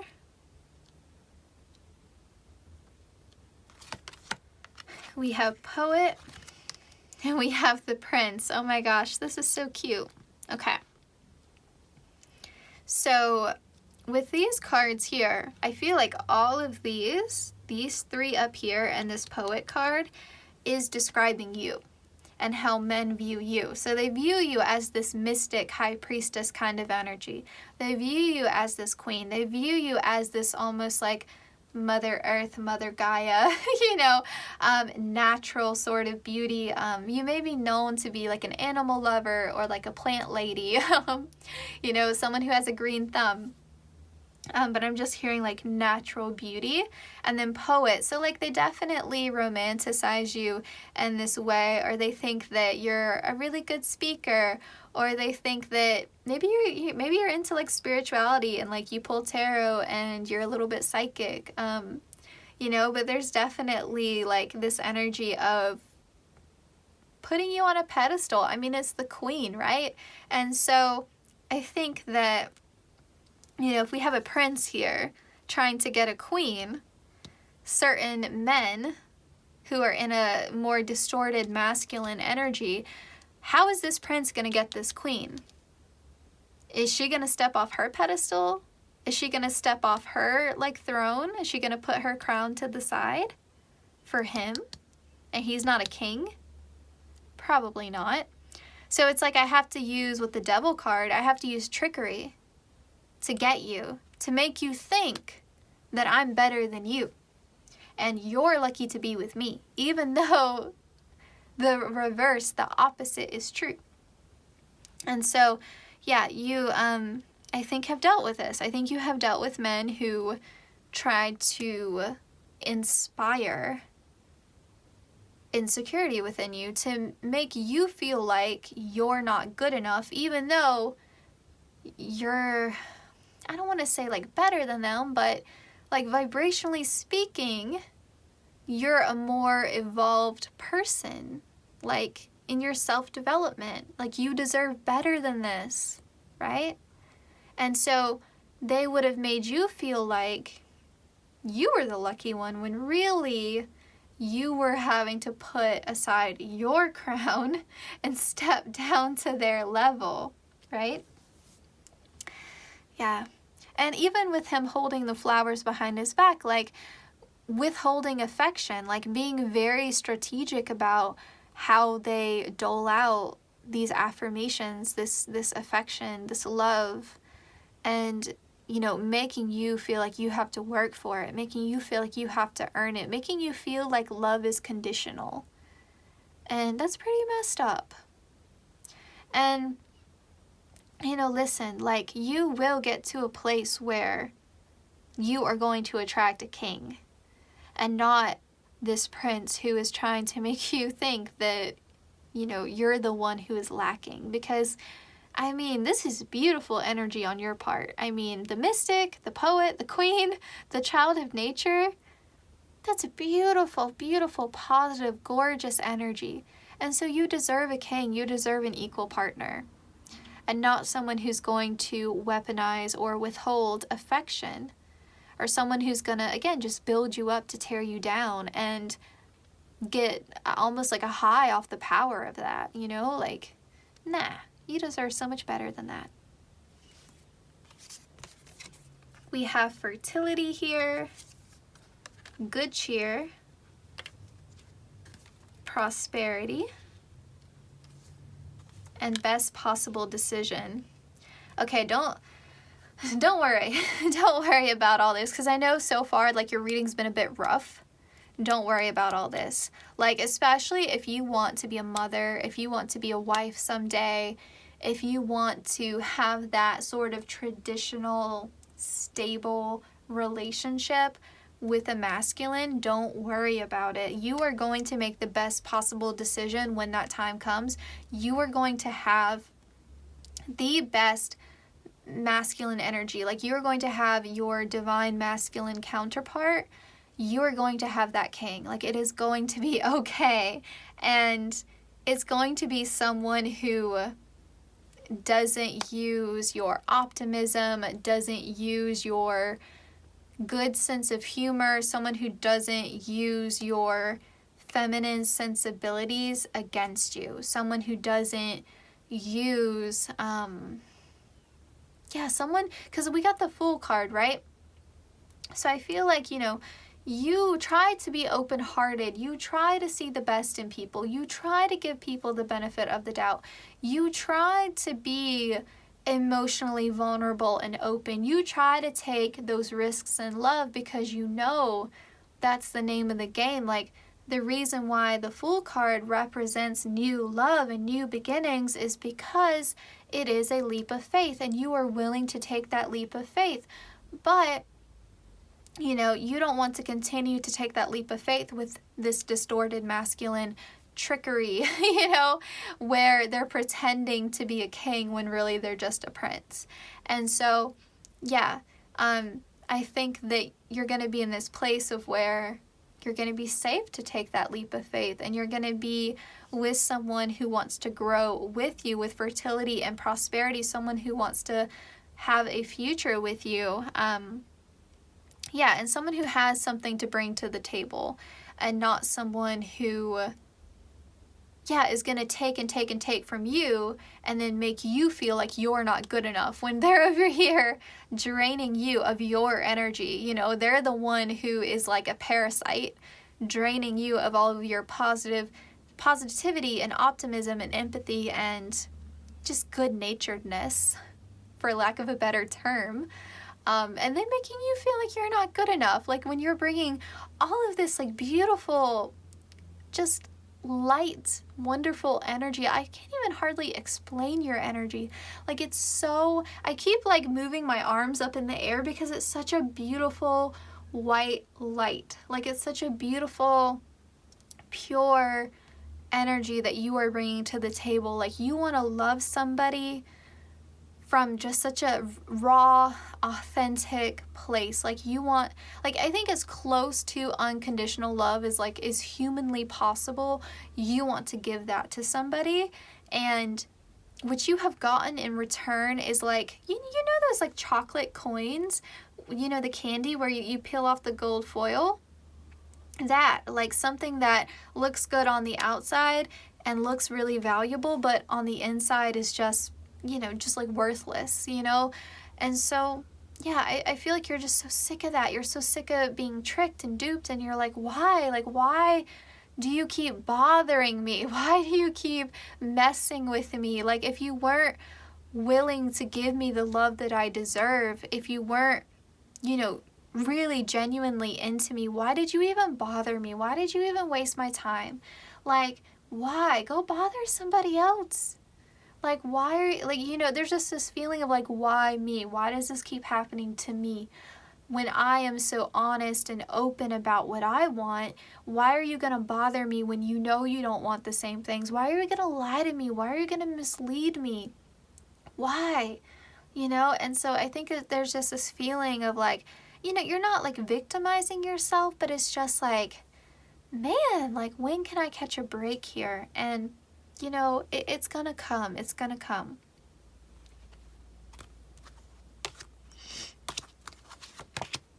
We have the Silver Waterfall,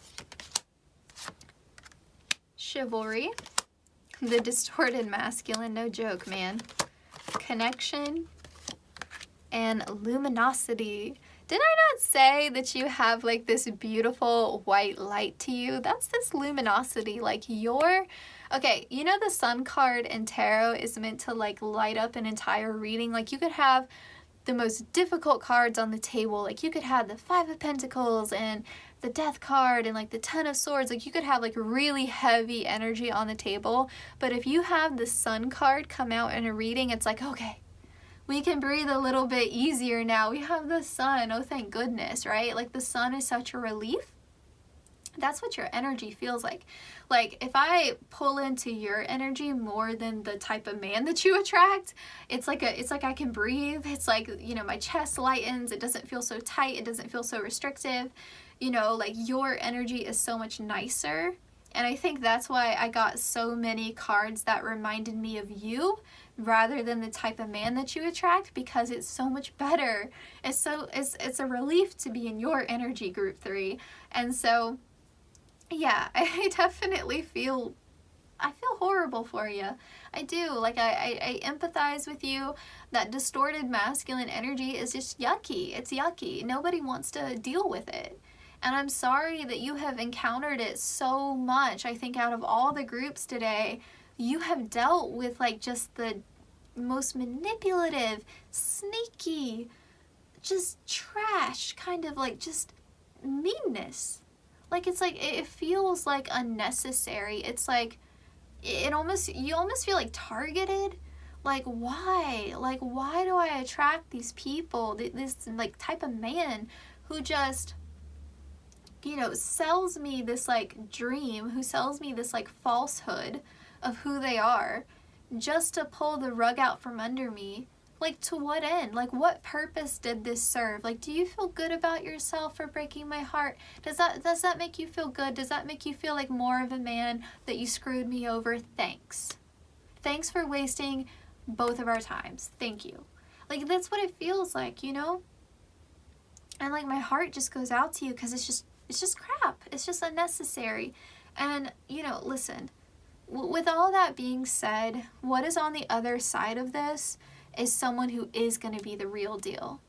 You know, and I think that's probably why you were drawn to this reading today, because I think when that divine masculine comes into your life, that person that you have been waiting for, the individual, not just a type, that individual you have been waiting for, when they come in, they're going to seem too good to be true.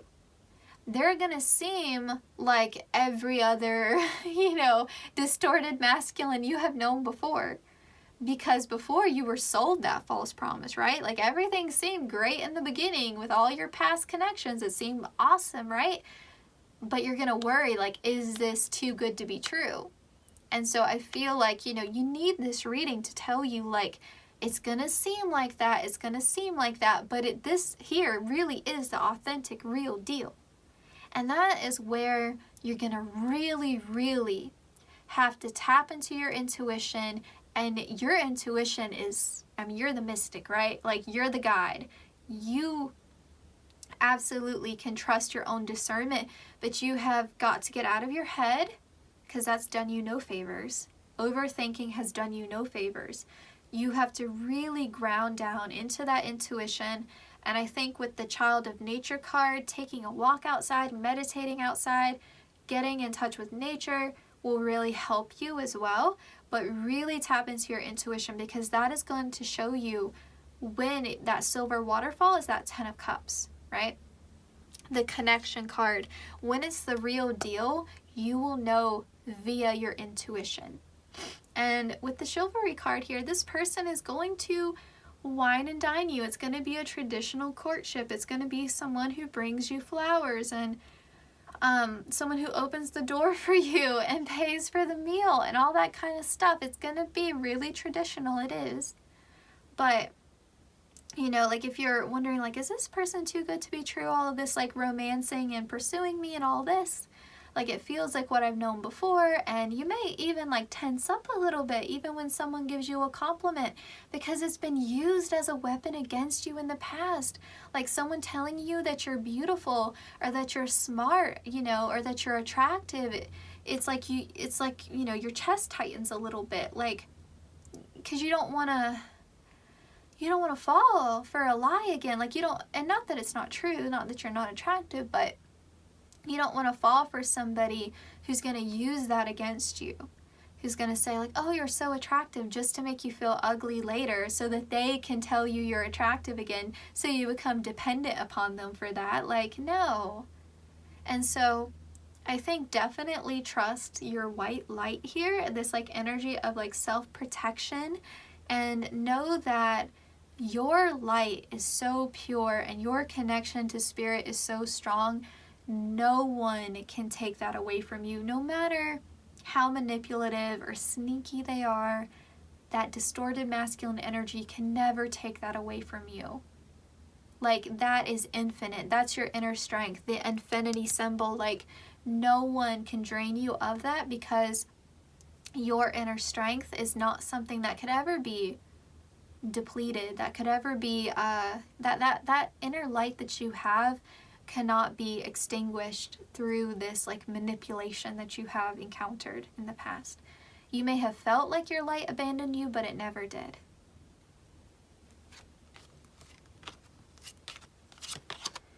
We have opportunity, we have prosperity, and we have motivation. So you've gotten prosperity twice now. And I will say this, with the opportunity card, you may have dealt with men, especially that distorted masculine energy that was coming through so strongly. You may have dealt with men who were opportunist.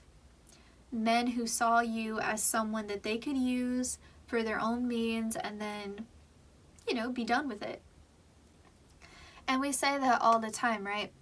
We say that, and we see it a lot in tarot readings across the board. You know, when people can't generate that light for themselves, it's like moths to a flame, right? Like, let me go and be like an energy vampire and get it from somebody else, because I don't want to deal with myself and I don't want to work on myself. So because I don't feel good enough, I'm going to project that outward onto other people and make them feel insecure so I can feel better about myself. And that's what you have encountered, and that's what you have dealt with. And it's unfortunate. And you know, it's gonna definitely be like a flipped coin. It's like, you know, when you were seeing the falseness of it, you're gonna now encounter the real deal. But I think it's gonna scare you initially, because it's gonna present itself in the same way. Because if it felt like all sunshine and rainbows in the beginning with those manipulative men, it's still gonna feel like sunshine and rainbows when it's the real thing initially, right? Because you're going to be in that honeymoon phase. And I think that this is, and I hope I'm making sense right now. I hope I'm like conveying the message clearly to you, but I think it's just a word to the wise. Like, just be aware that the honeymoon phase is normal and natural, and that's okay. And it's okay to fall head over heels, because when you fall head over heels for the right person, then you don't have to worry about getting screwed over, because that's not their intention towards you. You're going to attract a man who actually has good and authentic intentions towards you. I don't know if this like car in front of my house is like trying to deliver something, but they're doing like the slow creep. I'm like, carry on with like your business, please. Like, I don't need someone like watching me like gesture to the air. Like, I talk with my hands a lot, and so like my hands would just go all over the place in these readings. But anyway, I'm sure it looks really fun to whoever is driving past my house right now. All right. Okay, so motivation here and prosperity. I think that's the thing. Like, when you're in that queen energy, and you are, when you're in that energy, it's like, who's gonna stand by my side and like rule my kingdom with me? Like, who's gonna be my ride or die? Who's gonna be the person that I can count on? Who's gonna be the person who is my equal? Who's gonna be my partner? And, you know, like, that's what you're wanting. You know, you're wanting someone who can grow with you. And so that is the sort of masculine energy that you're going to be attracting in the future. It's definitely kind of like this thing of like, well, I've experienced all this contrast of what I don't want, and so now I'm ready for the real deal.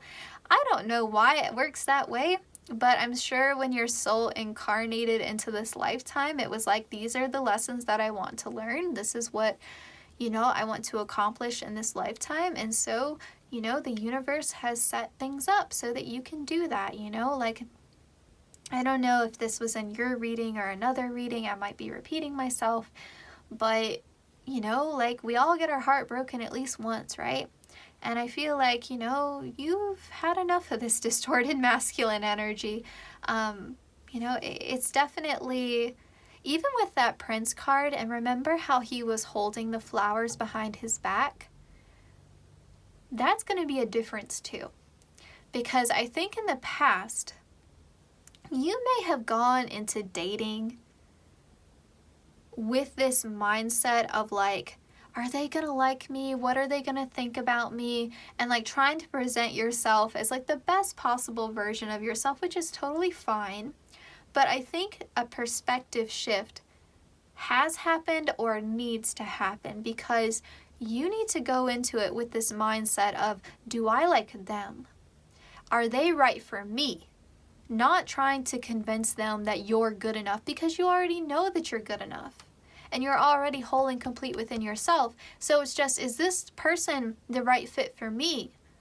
You know, and prioritizing your needs rather than trying to seem good enough or deserving enough for this prince to like hand you a rose, you know? Like, you're not looking to be chosen by someone else. You are looking to choose yourself, the right partner for you. And so it's like, I'm the decision maker now, not you. And you don't get to tell me whether I'm good enough. It's like a mutual decision here. Are we right for each other or are we not? And so I think that is also going to protect you from inviting or falling prey to this distorted masculine energy in your future. There is an old video, very old, that they showed us in my psych classes in undergrad of this woman in a therapy session, and she was talking about her struggles with dating. And I'm telling you, this is like, I think it's in black and white, it's really old. And so some of the stuff in there is outdated, but it's reminding me of the sentiment that we just discussed, this idea of a perspective shift and you going into it with this intention of like, do I like them, rather than trying to convince them that, you know, you're likable. If I can find it online, I will put a link to it in the description box. I might not be able to. It's going to probably be difficult for me to find it, but if I can, I will link it, because I remember it being like, I don't know, I just remember it sort of echoing what we just talked about. So, okay. Anyway, let's continue on. If it's not in the description box, I couldn't find it. We have caution. Yeah, you're cautious, honey. You're like primed, looking for the red flags. You're like, no more rose-colored glasses. You can't see red flags when you're wearing rose-colored glasses. Influence. This is what you were dealing with before, that like sneaky trickster manipulative energy like in your ear, trying to erode your self-confidence and your self-worth, and yeah, trying to keep you caged. And now I feel like for a lot of you with self-love and freedom, like you are 100% loving like this. If you're not single, I think a lot of you are, but if you're not single, I think that this is speaking to this idea of like finding a partner who still makes you feel free, who still, you know, allows you to be your beautiful, wonderful self, and not feeling like you have to work overtime to earn someone's affection, and not feeling like love is transactional or conditional. And so, you know, with self-love and healing, this is what is really helping you not attract that distorted masculine energy. And I think you are quite protective over yourself, and maybe sometimes you overshoot it, maybe sometimes you have walls up, and you know, it is what it is. You know, no one expects perfection here from you, right? And I think that, you know, that's not even achievable anyway. With passion here too, I feel like that's been lacking as well. And so, you know, I think that when you're in a relationship or you're in a connection with someone who preys on your insecurities and tries to manipulate you and is withholding of affection, to increase those insecurities within you. Obviously, you're not going to have great physical intimacy because you don't feel comfortable and you don't feel secure and you don't feel good about your body because they're always making you feel bad and then telling you you're beautiful and then just messing with your head, right? And so when you're able to be in a relationship with that divine masculine counterpart, it's going to feel so freeing and so liberating, and you're going to feel so much more comfortable in your physical body, and you're going to feel so much more attractive. And it's not going to be dependent upon that person, but you're going to feel more connected to yourself because you're not going to lose yourself in the relationship, and you're not going to be dependent upon that other person to validate you. So you don't have to worry that when you get into a romantic partnership with the divine masculine, you don't have to worry about regressing. You know, it's not like all of that healing and all of that self-work that you did is going to be undone. You are still going to be strong and whole within yourself. You're not going to lose yourself in a romantic partnership when you're with that divine masculine, and that will help you to see and to recognize when you are with that divine masculine. You know, if you start to second guess yourself or doubt your intuition about it, you can feel safe and secure in knowing you are with the right person, you are with your divine masculine counterpart when that time comes, based upon how you feel about yourself in that connection. You know, if you still feel connected to your self-love and you still feel connected just to who you are as an individual, and you don't feel like you have lost yourself and they haven't asked you, right, to like sacrifice yourself, then you will know that you are with the right person and you can trust in that. So I'm going to lay these cards out just in case you want to look at the images before I turn them over. So if you want to pause the reading and just take a look at the pictures and see if there's any messages in there for you, you can, but otherwise I'm going to go ahead and get into the messages.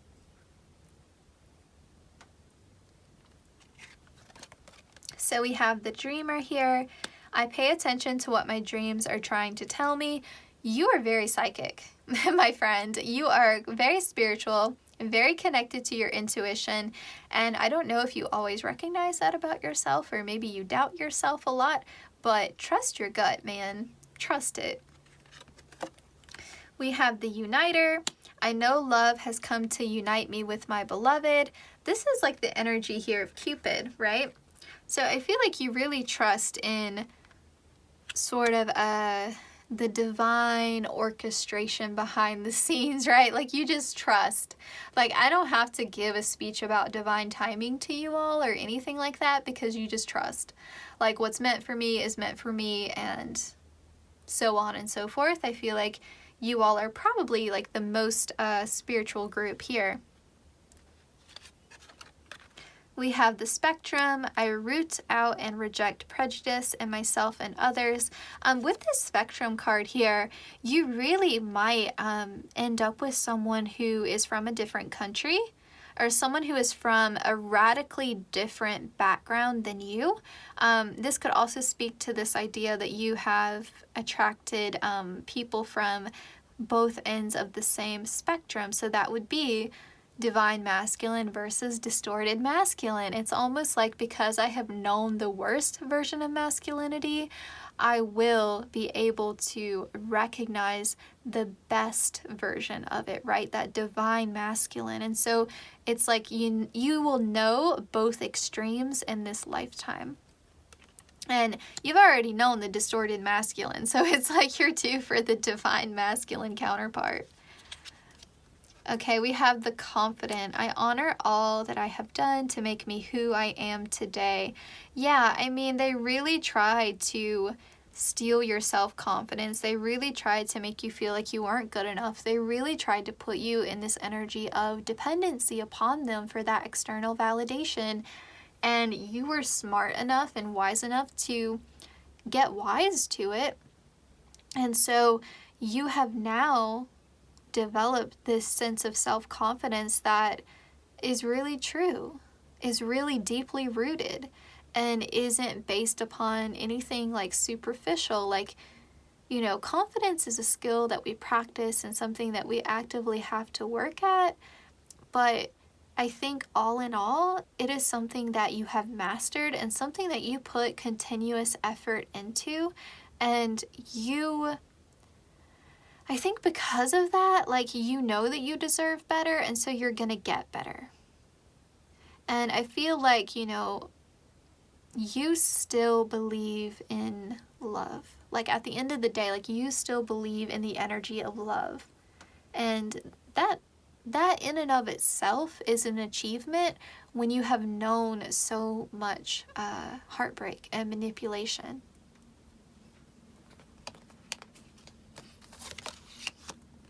We have travel here, so yes, you definitely can meet someone and end up with someone, a man who is from a different country, or a man who travels a lot, a man who is well cultured. We have energy healing. It's going to be really, I think, mutually restorative, because I think when your divine masculine counterpart comes in, if you don't know them yet, I think you're going to be shocked at how much your experiences have mirrored each other and how much they have known a distorted feminine energy. And so I think it's going to be really healing and really eye-opening for you as well. We have yoga here. There's a lot here about spiritual connection and feeling like, because I think you tend to be an idealist. I think you tend to be a dreamer. I think you tend to have your head in the clouds a bit. And so when that divine masculine counterpart comes in, again, if they haven't already, they are going to help ground you down, but not in a way where they're like yanking you back down to earth. You know, it's going to feel like, how can I exist in both planes at once? It's going to feel so surreal. It's going to feel so liberating to sort of like exist in both worlds at the same time. Like, you're going to feel like, I didn't know a relationship, a connection like this could exist. And it's almost like beyond words, beyond comprehension until you have actually experienced it, is what they're telling me. It's like 1 foot on the ground, hand to the sky. I don't know how exactly to explain it, but it's like the connection of like two, well, that makes sense. I mean, a divine masculine coming with the divine feminine, two worlds colliding. Yeah. I don't know. It's like you give me my safety and my security, but you give me my freedom. But also I'm able to give that to myself within this relationship because I'm retaining my individuality. It's strange to describe, but I think it's going to feel so incredible. I don't know. You probably won't get it until you feel it. And sometimes there aren't words for things. So that's the best that I can say about that. I'm also being shown the Lovers card and tarot and how there's always an angel above it, right? So there is like divine orchestration here. Yeah, you're not wrong if you're picking that up. Light and love, yeah. Light and love, options, author. Yeah, okay.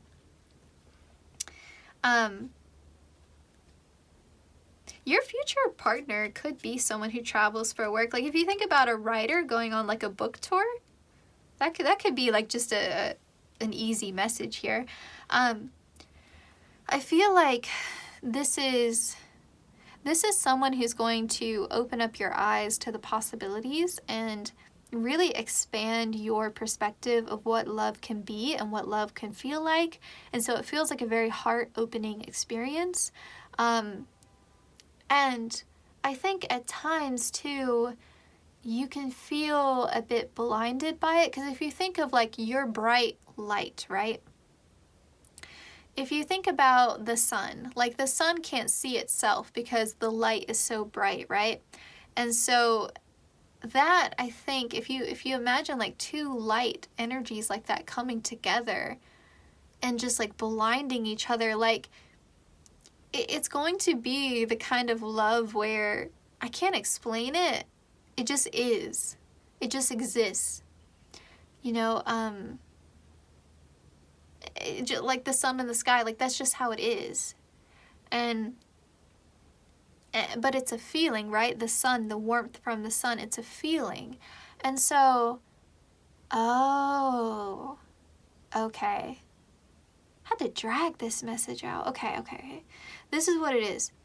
Remember how we were talking about